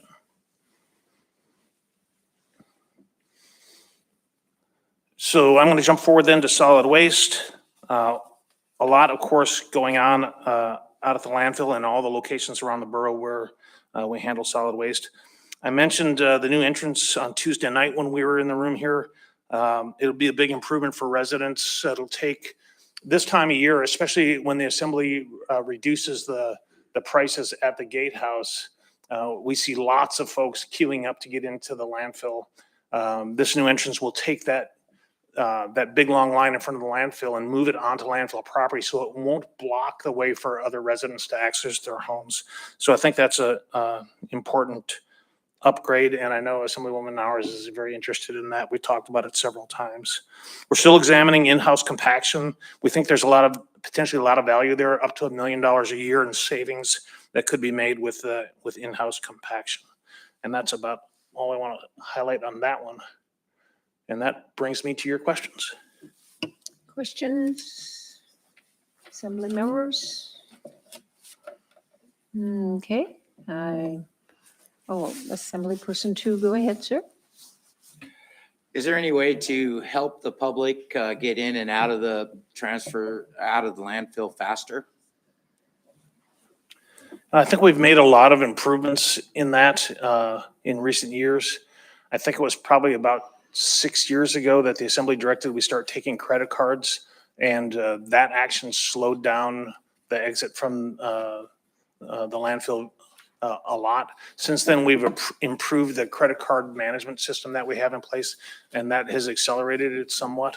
But as long as you're going to take payment at the gate based on weight, there's going to have to be a transaction going in and a weight going in and a transaction going out. There are some things you could do if you wanted to spend some money on systems. If you've ever been to a Chick-fil-A in the lower 48 at lunchtime, you've noticed probably that they have lots of folks out in front of the windows that have iPads. They're taking your order before you get anywhere close to the front of the line. And by the time you get up there, your food is ready and off you go. I mean, there are systems like that that are designed just for landfills. I know from time to time you read landfill magazines, you've probably seen some of them. There's multiple different types of systems out there where you can hold up a card in front of a sensor and it takes a look at who you are and what your account is. And there are systems like that that other municipalities use that make the transaction quicker. But those things cost money. And if that's something they simply wanted to invest in, we certainly could do some analysis and take a look at a capital project that was just focused on accelerating folks in and out of the gate. I would say thank you, and then I say that I've been there several times, and it seems like there's always big, long lines, and the people that are sitting out there throwing the garbage away, there's always room to put more people in. So it just seems like there could be maybe somehow, right? Yeah, my recommendation would always be don't go on the weekends, especially in the spring, because that's when all the yard cleanup, especially after the windstorm that we had this winter, there's a lot of debris in people's yards along the side of the roads. There's a lot of cleanup going on. So this will be a tough spring trying to get in and out of the landfill. Sir, when you say that it is expensive, are we talking $500,000, you think, to do some automated? I think probably for a much smaller amount, you could engage a professional firm that deals with this type of stuff to do the analysis for you. Mhm. And we could potentially get a menu of options that may be effective with costs associated with them. We probably could do that for maybe $20,000 or less. And then bring back options to the assembly to see if you're interested in funding those. Okay. I'm looking out there at Eric. I don't see him shaking his head yes or no. That I didn't see his hand raised to volunteer. Assemblyperson Nowers. We don't get garbage service at our house, so we're out there on a regular basis and really haven't had the experience of long lines. And I went out there one day on a busy Sunday. I've been out there a couple times and just kind of ticked off, sat there for 45 minutes, an hour. And going in was good. And, you got a lot of space for going in. The lag seemed to be coming back out. And it was, I don't know, about 10 or 15 minutes. It would definitely be a cost benefit cost. If it's $10 million, maybe not worth it. If it's $100,000, then for being able to move people faster through, it would be. But I guess for what it's worth, I've kind of had a pretty decent experience without long lines there. Okay, let's see. Assemblyperson 2, do you have further questions, sir? I would ask, do you think if you had a flat fee for vehicles going in, so you're not weighing them, They just go in, they pay your $10 or $20, whatever it is, they dump and then they leave. Do you think that would make more cars go faster per hour? Through the mayor to Assemblyman too. So the big issue that jumps out at me on that is that we would be in violation of our permit with DEC if we didn't weigh vehicles in and out, so we wouldn't know the weight of the trash. We're obligated to track exactly the weight of material that comes into the landfill because that mass that develops there triggers certain environmental actions. For example, a Title V air quality permit is triggered by a certain mass of waste at the landfill. So we do have to know the mass of the material that's coming in. Now, are there other ways you could do that? You could just allow folks to dump into a container and then weigh the container before you moved it to the face. So you knew, but that would involve additional equipment, probably and additional manpower to do that, because you're taking a task that the public is doing for themselves and you're putting that burden on employees. We certainly could do that if that was something the assembly wanted, but again, we should, if you want, we should have one of these professional firms that deals with landfill issues take a hard look at what the state of the art of these things is and what the options are to accelerate things and come back with some options and some costs for you. Thank you. In fact, don't we weigh all the garbage that goes into the containers? Do you not put it on the container, drive it around, go on the scale and then dump it? Or do you just tally all the tickets and say that that's what's in that dumpster? I believe we weigh it once and that's coming through the gate. So that when you throw it into the dumpster. It's already weighed. So you don't weigh it again? I do not believe we do. Well, I do know that you drive them out of that's the reason you made everyone get a CDLs, because they drove it around, put it on the scale. So the reason we made everyone get CDLs is that there's two requirements or two things that would cause you to need a CDL. One is operating those large vehicles on the public roadways. And the other requirement is operating them in close proximity to the public. And what triggered us to go get the CDLs was the operating them in close proximity to the public. When we moved the C&D cell from its location that we closed a few years ago down to the new location, it caused the route that the public was taking to cross the pathway that our large trucks were taking. And that's what triggered the CDL requirement for us. Assemblyperson Yuan? Yeah, as someone that's been to the dump, I don't know, a couple hundred times, I can say the delay is not when you're going in. You weigh in really fast. It's when you're leaving, and some people are paying with quarters, dimes, nickels. I don't really know. That seems to be where the coupons, don't forget coupons. Yeah, clipped coupons from the back of the newspaper. So that seems to be where it happens. If we, I mean, like kind of like we come in here, maybe I think we should engage in a firm to give us some ideas, but just a simple scan card that you could sign up for where you go in, you weigh, you scan when you weigh and you scan when you leave, and then have like a monthly billing, I don't know, or a credit card on file. I'm not sure. They can figure that out, but I do think it would lead to much faster leave times. And that's, like I said, that's where the big line seems to be, is when you're leaving. Through the mayor to Assemblyman Young. So what I would recommend to you, if you would like to see that, is move an amendment to the budget to add a $20,000 capital line for analysis of that. And we'll take those funds and go do that analysis. Thank you. Further questions? Okay. I don't know. I think fast food knows how to move things and how to move people. Yes, ma'am. So, thank you, sir.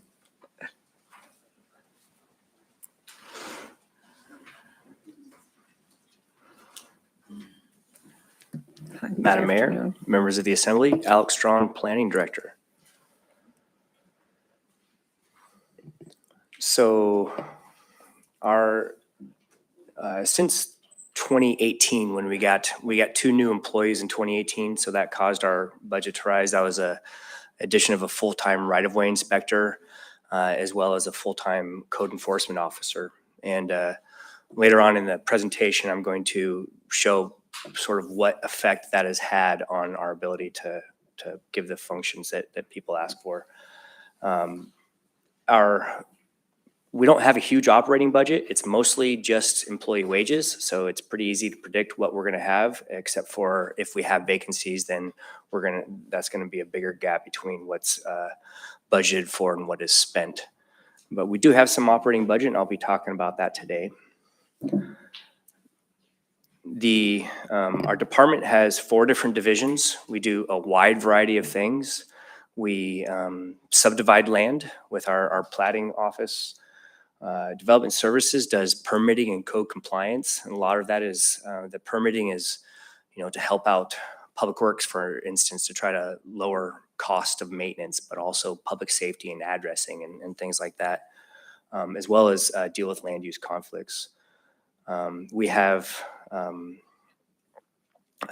then of course there's the long range planning division, which this slide right here, actually, I was looking at it and I can't believe we didn't catch it. It's actually 6 full-time employees in the planning division. We have our division manager, her admin support, and then 4 planners to do quite a bit of projects.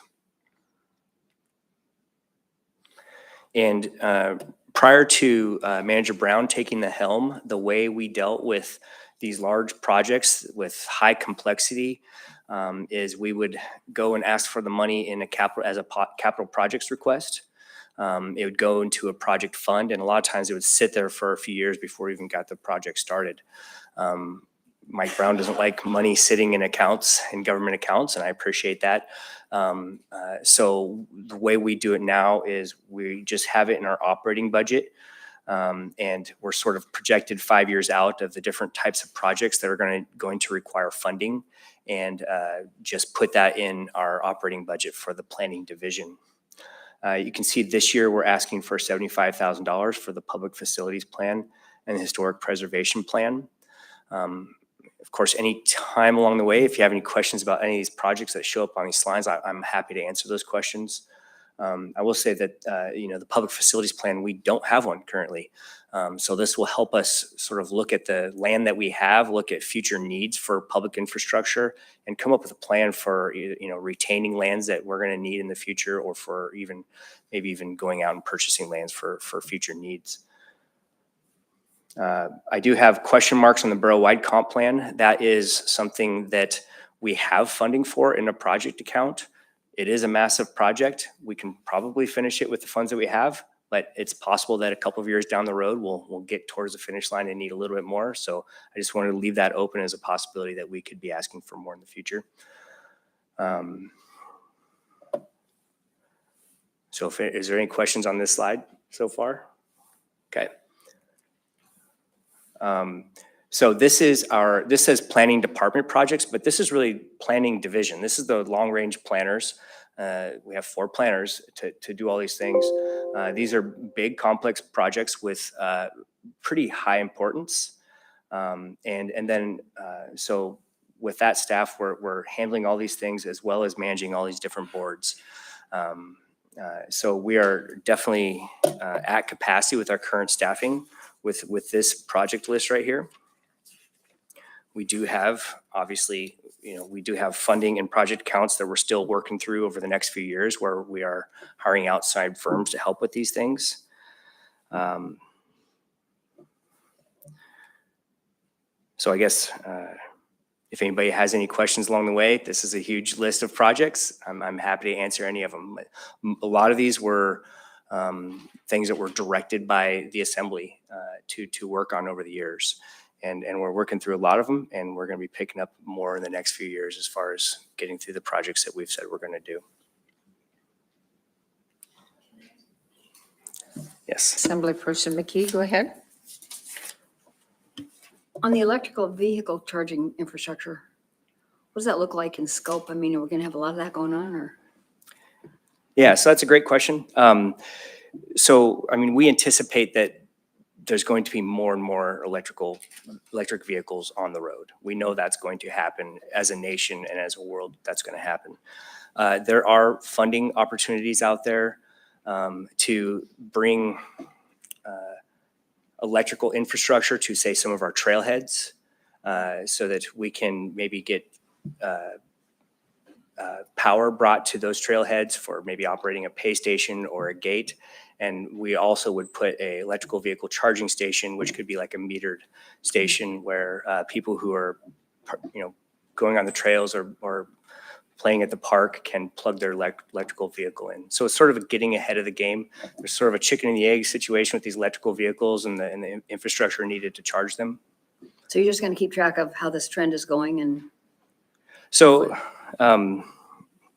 I think that there are actually like federal funding opportunities to have these things installed that would be a benefit for both the borough as well as people who are driving electrical vehicles. So that's the plan. I think it's existing funding that's coming down through the federal government. Further questions? Okay, Deputy Mayor? Yeah, so the official streets and highways plan, isn't that going to be done pretty quickly here? And then I had a couple other questions, like, could you tell me what you guys mean by developable land map? And maybe could you walk through the build out scenario update in UMed district? Thanks. You bet. Okay, so you're right. Official streets and highways plan is, I believe, going to come to the assembly in May, second meeting in May. That is well on its way. It's in the public review process. If you haven't seen the webpage that's been created for that, it's really informative, really well done, giving an opportunity for people to make comment. So that is actually on my list of accomplishments that I predict will be accomplished before the end of this fiscal year. And then let's see, what else do we have? The developable land map. So that is an exercise that we're doing in-house, or we have a part-time employee who's really good at doing analysis and things, who is taking all of our data to apply to our land that's out there. So we're excluding lands that have wetlands. We're taking into consideration the 40,000 square foot requirement. All these inputs that go into our parcel database that is taking away lands that are undevelopable, and then what you have at the end is what lands are easy for development in the future. And we can anticipate that those will be where future growth happens, so we can make planning decisions based on that. The UMed district is, that was funded a few years back, so we do have funding for that, to do that project. And that's going to be, we'll see how that shakes out. So the idea is in our, I think it was in our economic development plan that was done a few years back, it recognized a few different things that are potential economic generators here in the borough, one of which is the UMed district. And that's really the land owned by the university hospital right around right where the Matsu Regional Hospital is at right there. And UMed district can look like a lot of different things, and there's a lot of players involved that would be help shape what it looks like if and when it does happen. But essentially, it's a what it could look like is essentially a special land use district that would set development standards to ensure that it is sort of in line with the plan that is developed for that area. Recently we had, a few years back, we wanted, somebody was putting a shooting range, it was like a machine gun rental for like bachelor parties and things like that. And it was right next to the hospital. And that's probably something that wouldn't be compatible with the type of development associated with a hospital. It'd be more, residential, medical type facilities that would be supporting of a UMed district. So, so that's we'll see where that goes. And then, you had one more question. Yeah, the build out scenario update. Yeah, so the build out scenario update. So I believe I may need help on this one. Come on, Kim. Yeah.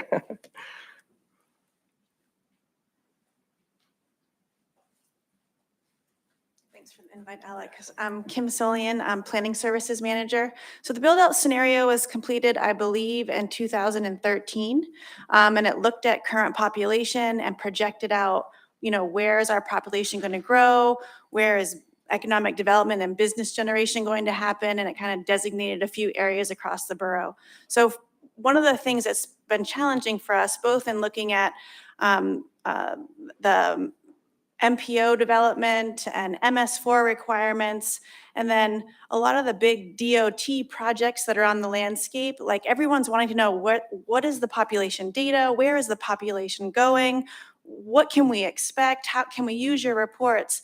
The build-out scenario didn't, in my opinion, do a good job summarizing itself, and so it's been hard for us to use it. The other thing the build-out scenario did was it used a complicated GIS analysis to project where population was going and development was going, and we couldn't use that tool without a specialist. And so we're recreating a tool to analyze population growth and development, and then we'll create some data that can be used by our partners, be used by the MPO, be used by the stormwater management plan development process. So we're just enhancing the tool that was created so that it's more usable for land management, our partners, planning, as we look at how to manage growth on the landscape and what services we're going to need to provide. Follow-up question, sir? Yeah, so this is like a tool, like a layer you guys can put on the. So it's a little bit outside my wheelhouse, how to do these analytics, but one of our part-time planners is creating a database where you can click certain features, and then it'll run a scenario and give certain outputs related to if this happens and this happens, what can we expect development to look like? If the West Susitna access road goes in, what will that do to traffic and population growth in the area around the port? If the long trail from Seward to Fairbanks goes in, how might that generate, tourism and other interests and facilities in the core area? If Kickinick Arm Crossing goes in, what then happens to population on either side? So yes, it'll be a tool that you can run different scenarios and then think about what will happen to growth and what services will need to be provided in the future as a result of that project. So does the tool exist now, or it would? Mhm. Okay. Yep, we're All building right. it. Well, I look forward to seeing that. Yeah. Deputy Mayor, if you'll go ahead and take over the meeting, do you want to come here, sir, or there? What would you? Okay, all right. So let the record show that the mayor is leaving at 1:43. So go ahead. Please continue. Okay, and I was around for that original build-out analysis. And essentially, it was a tool used along with our GIS systems where you can put all these different inputs in it. And like essentially, what rules do we have? What infrastructure as far as sewer and water? And it modeled out the subdivision of land, which was really interesting to show you what your population projections could be. And then you could run different scenarios depending on what your inputs were in different areas. So pretty cool. But it was highly specialized software that could only be operated by somebody outside the borough, and it kind of just fizzled. So this hopefully will make it more usable and long lasting.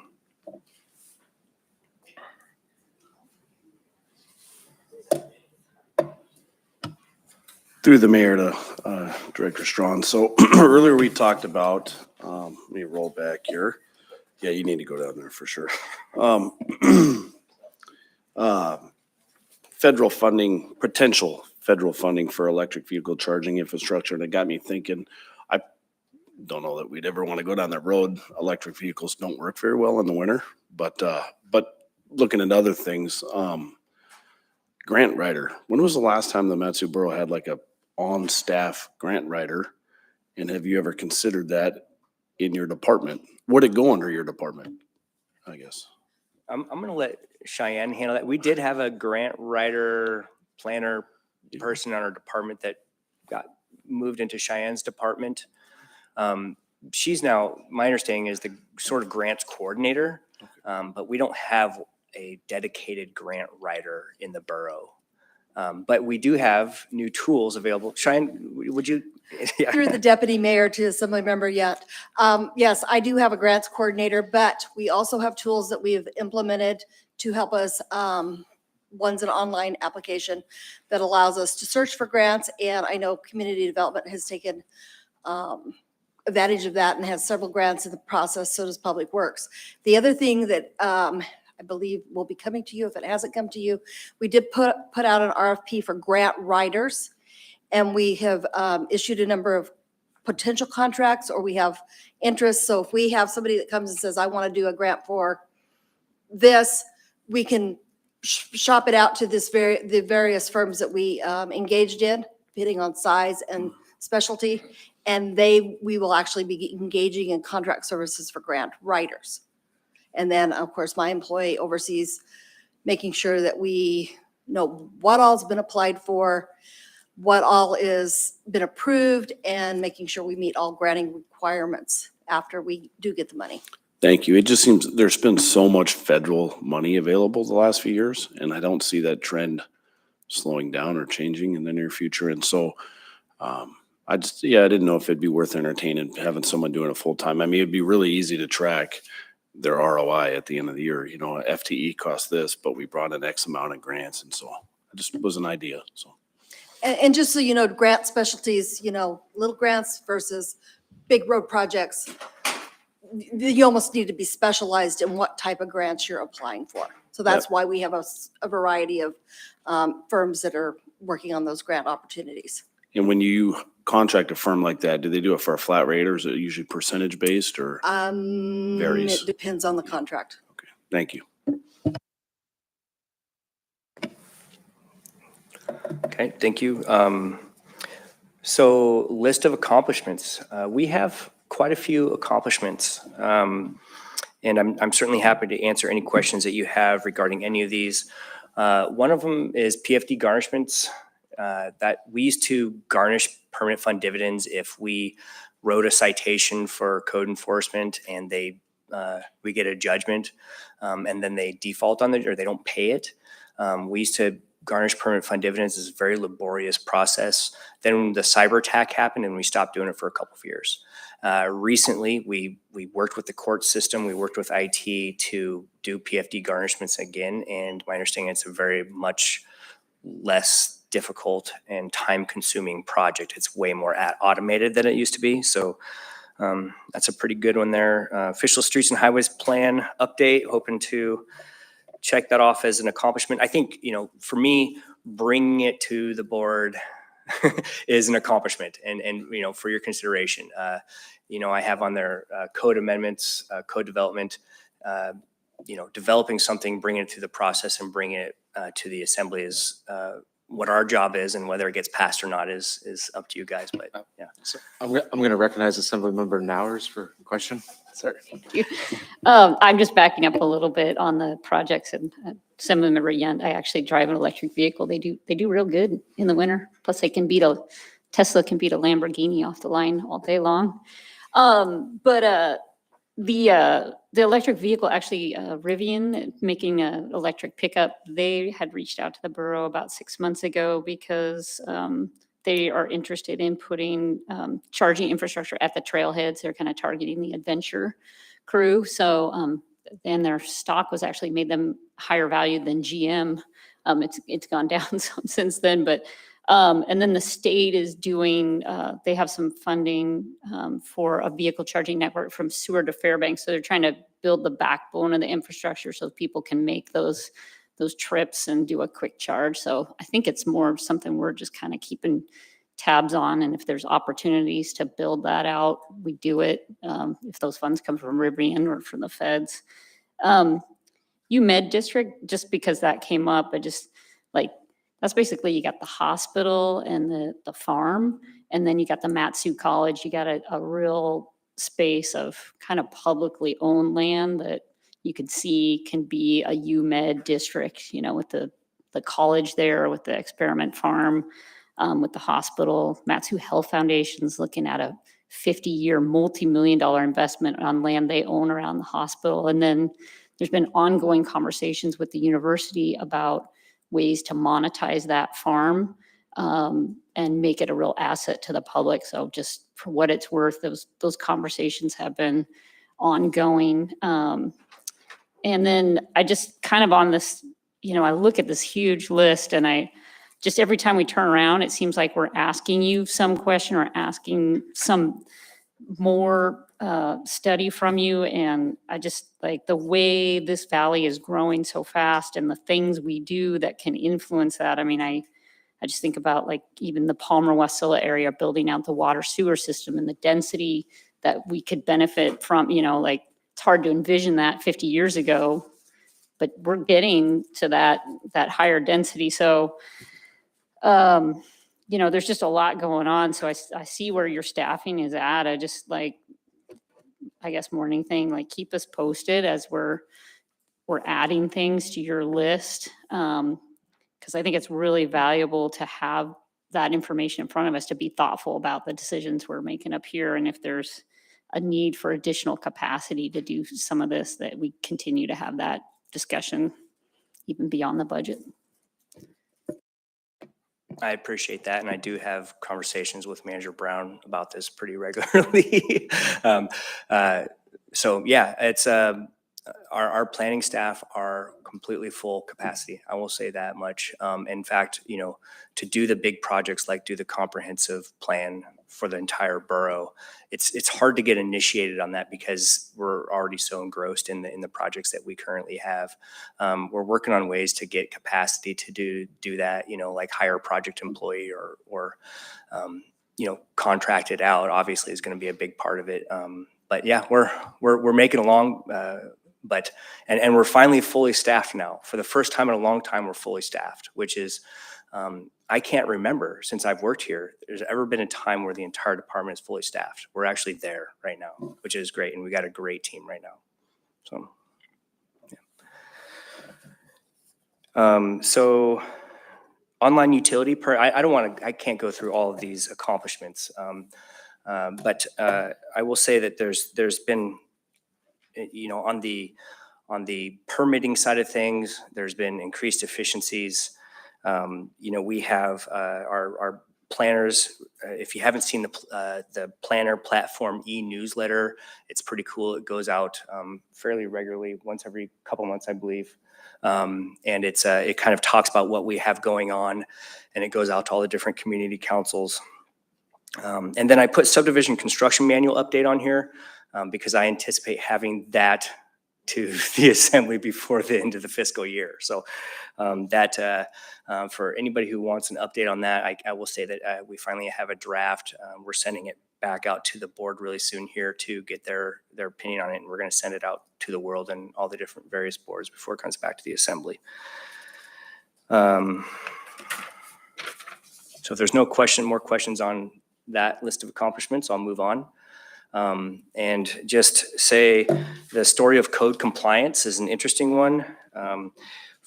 Year after year, prior to getting a new officer in 2019, every single year we got more complaints and opened cases than we were able to close. And so the amount of total open cases went up and up and up and up. And then in 2019, we got a new code enforcement officer, and we also somewhere right around there in 2018 got our mobile platform. So we have one extra code enforcement officer, and all of the 4 officers are way more efficient now that they have the mobile platform. Interestingly, in 2020 and 2021, we received a lot more complaints. There's a lot more land use conflicts out there. I asked our front desk people, what's going on? They said, I don't know. Things are going crazy. People are just complaining about their neighbors a lot more than they used to. So it's a good thing we got that extra officer because, we'd probably be sitting at, a couple hundred cases or 300 cases or so per officer if we hadn't gotten that, as well as the mobile platform. And then driveway permits, one of my favorite topics. Over the years, we were never able to keep up with the number of driveway permits that we received, which was terrible customer service. In 2011, we formed the Permit Center with a Cabata grant, and we were mandated to sort of show how we're becoming more efficient. We sort of rearranged things to make things a lot more efficient, which was helpful. And then the mobile platform, and I'll show on the next slide the impacts that has had. But we've become much more efficient, and for the developers on the assembly, you'll probably attest that now when you apply for a driveway permit, you're getting a response in a reasonable amount of time. We try to do it like within a week or so. We're keeping up with ones that are coming in, save for this anomaly in 2020 when the assembly made driveway permits free for a limited time, which caused this huge spike in driveway permits. We're still focusing on the new ones that are coming in and making sure that those are tackled. And at the same time, every year we're going back and to all the old driveway permits and tackling those as well. Assemblymember Young. Yeah, I wanted to touch on the free driveway permit time there. I do remember that. There's a big gap between final approval and applications from that year. A lot of years they're very close. Some of them are pretty much together. But did a lot of people maybe with old driveways, 10, 20, 30 years old, apply and they just didn't meet the standards? Is that what happened there, I assume? So I'm sure over 90% of them were old driveways. Most of them were old. People just, the word got out, oh, get your driveway permit now. Let's get these all in. So we only have a limited amount of resources. So we focused our resources on new installs for one. And then,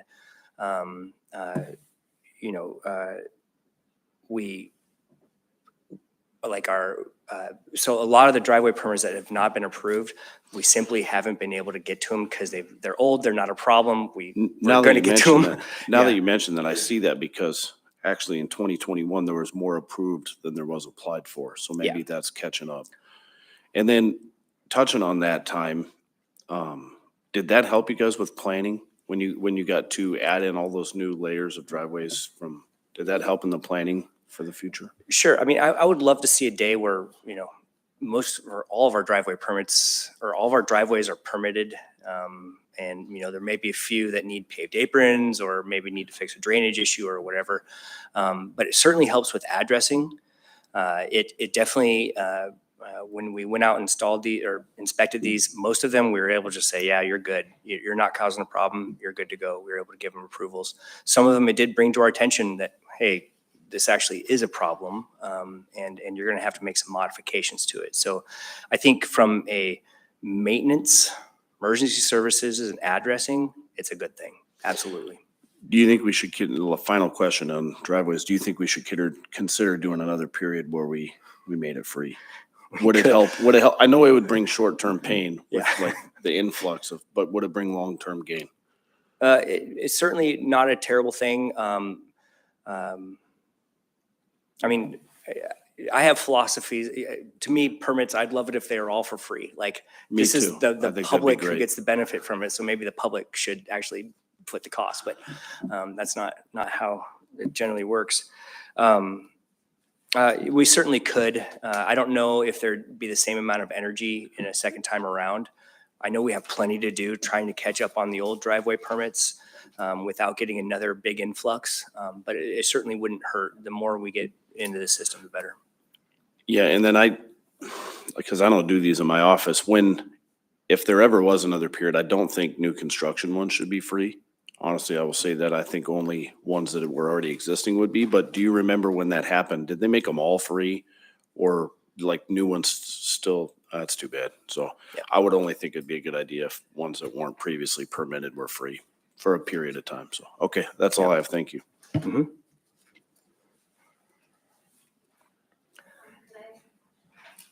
Oh, yes, sorry. Assemblymember McKee. Thank you.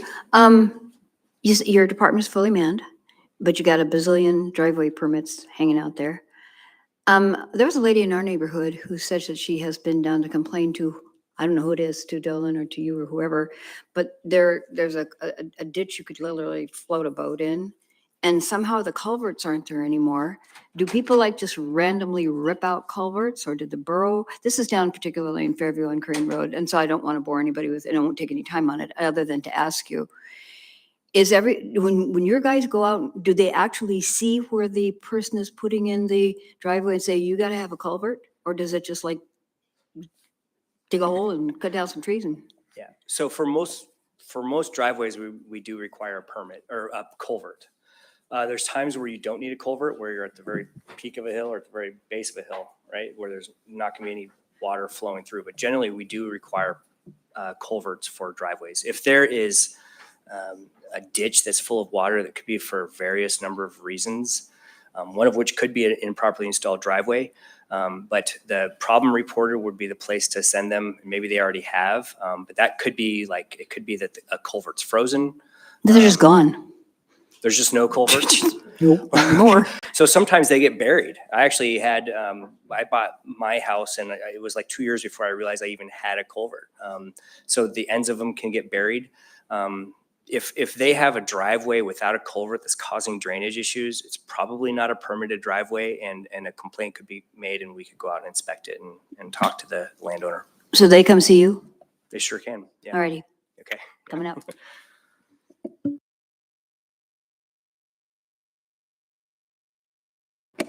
Okay, so I love this graph.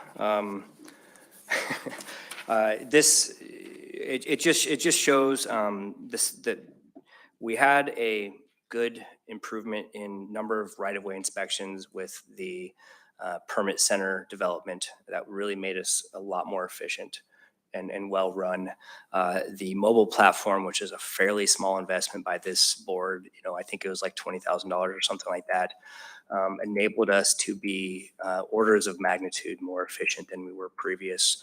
We're providing a lot better customer service. We're more responsive and we're getting the job done better. So I just wanted to point that out. I think that code enforcement probably has a similar type graph because they're now on the mobile platform. So thank you to IT and thanks to the Assembly for making this happen.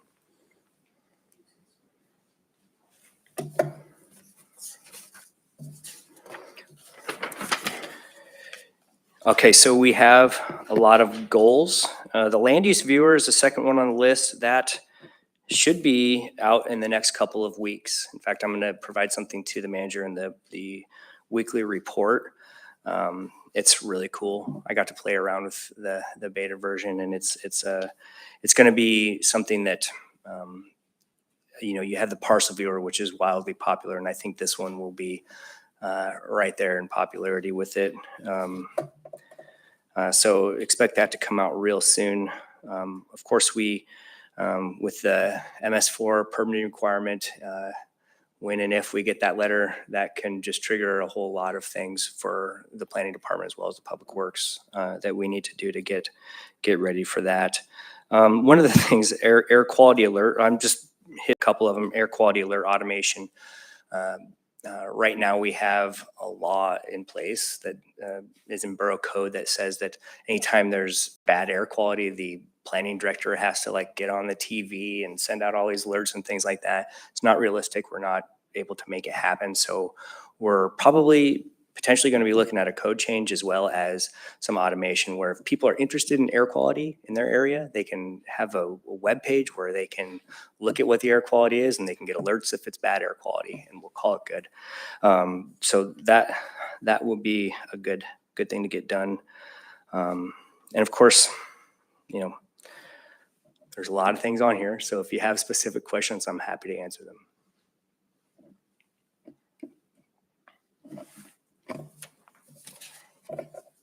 Assembly Member 2. I'd be interested in the public transit plan. Absolutely. Would you like to know about it right now or? Sure. Yeah. Kim, do you want to come give some details on that?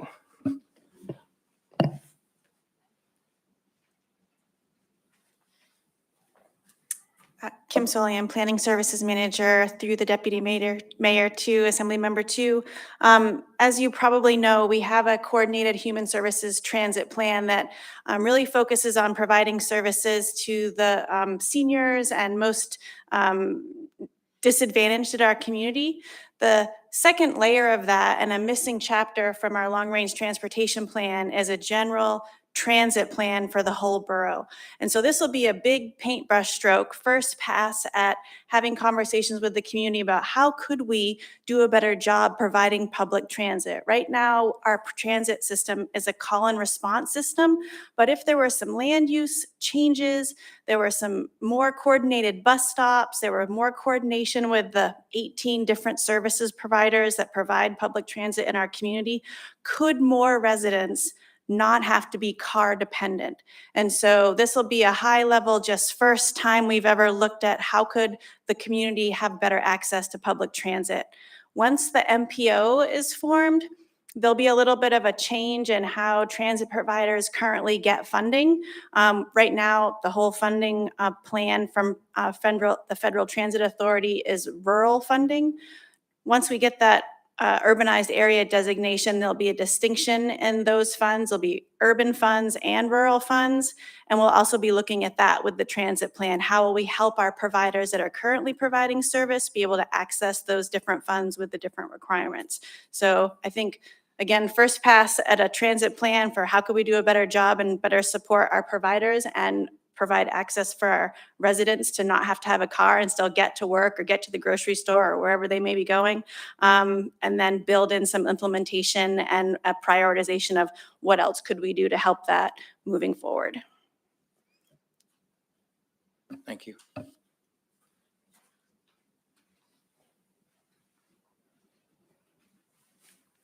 I think that's all I've got. I think that's my final slide.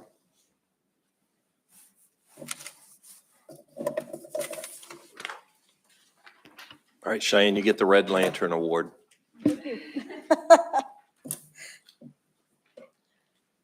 Okay, we're gonna go over mine really fast.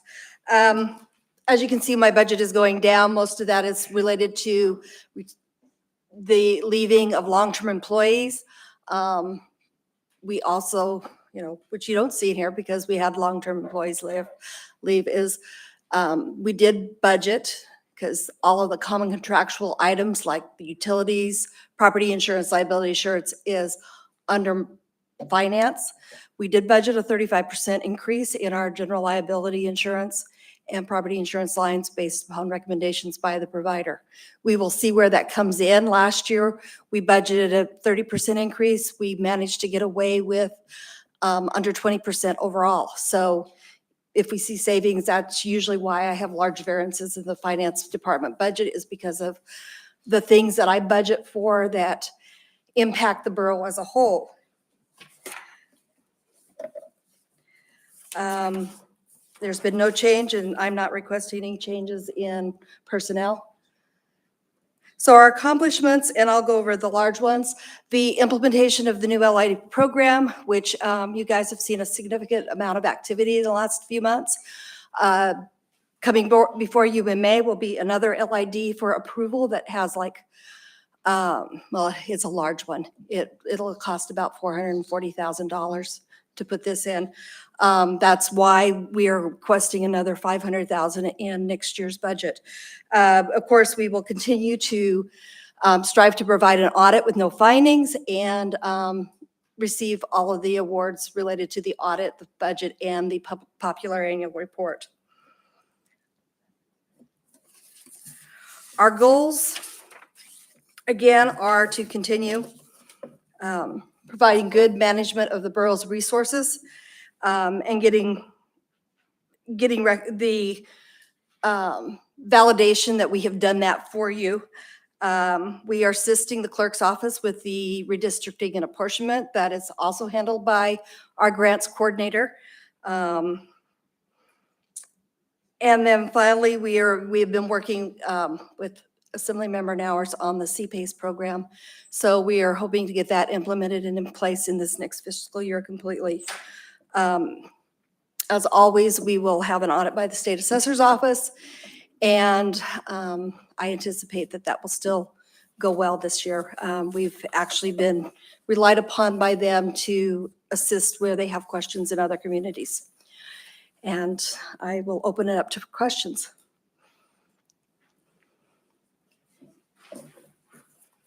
Assemblymember Nowers. I just, The LID programs come up a couple times, so it's just made me wonder where we're at with that in terms of how much money we've put into it and how much has gone out. And I don't necessarily, it just might be something we could get an update on if you don't have those numbers at your fingertips or. I think Manager Brown has it. Otherwise, we can provide that in the weekly update. I do have it. Let the record reflect that Assemblymember Hale has arrived at 2:09 PM. To the Deputy Mayor, to Ms. Nowers. So the LID, the amount obligated to date is $327,000. There's another $443,000 in the queue for request.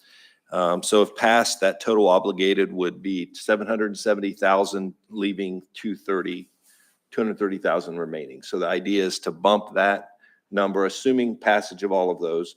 That would still put us back up around $750,000 to work from over the next fiscal year. Thank you.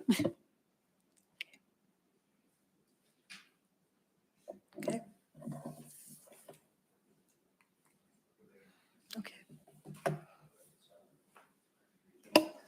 All right, we'll move right along to Mayor and Assembly and staff comments. Mr. Manager, do you have any comments? Yeah, I did want to clarify one point. You heard it in a couple of the presentations, and the budget to actuals doesn't fit every department. But that's something we brought in last year to kind of take a look at what are we budgeting versus how we're performing and looking back 5 years. So it's just meant as a tool. It doesn't fit every department perfectly. But one thing I did hear today that's kind of a theme, we talk about this idea of vacancies.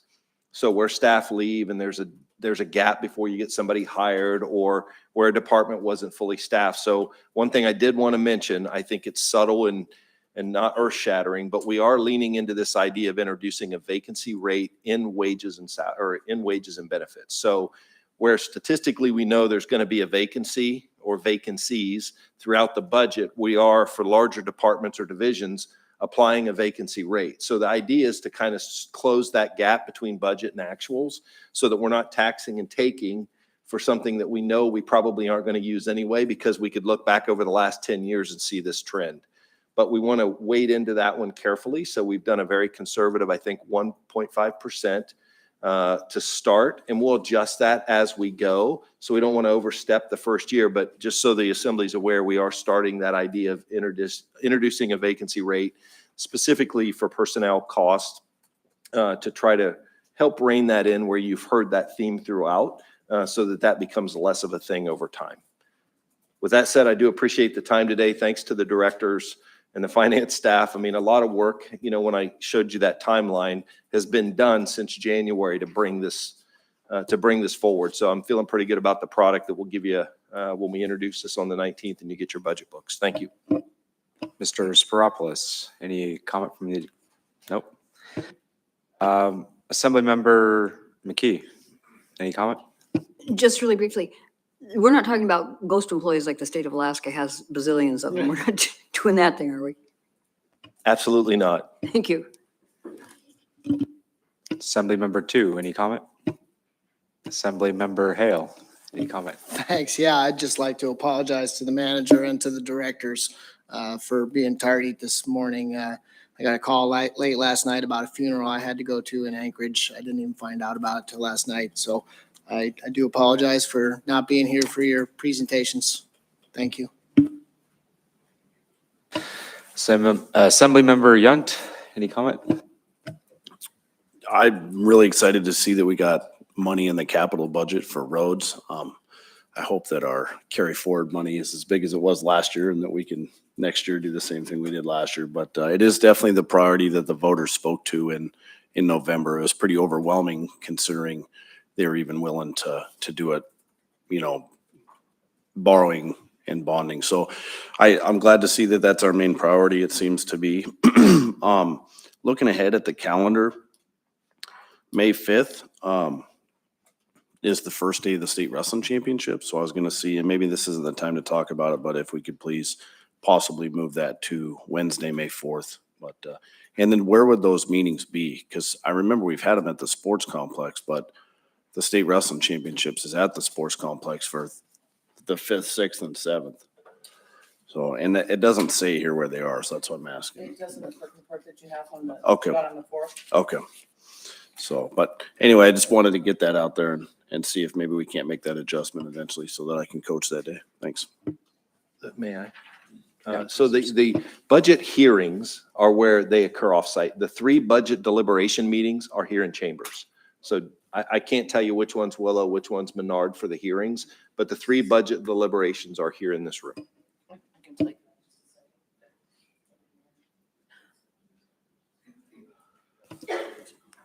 Assemblymember Nowers? I just wanted to thank everybody who put together their presentations. Super appreciate them. And I'm sure it's no small feat to take everything you've done and try to condense it down for us. So thank you for all the work that went into putting those together. Through the deputy mayor to Assemblymember Yunt, the meeting on the 5th is scheduled for here in chambers. That's budget deliberations and possible adoption.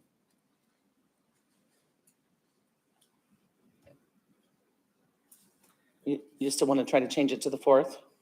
I don't know if now's the appropriate time for that, but if everybody would be okay with it, it would mean a lot to me.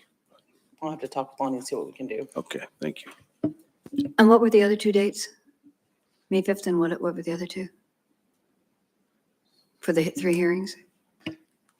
It's May 10th and May 12th are the other 2 days for the deliberations. Okay.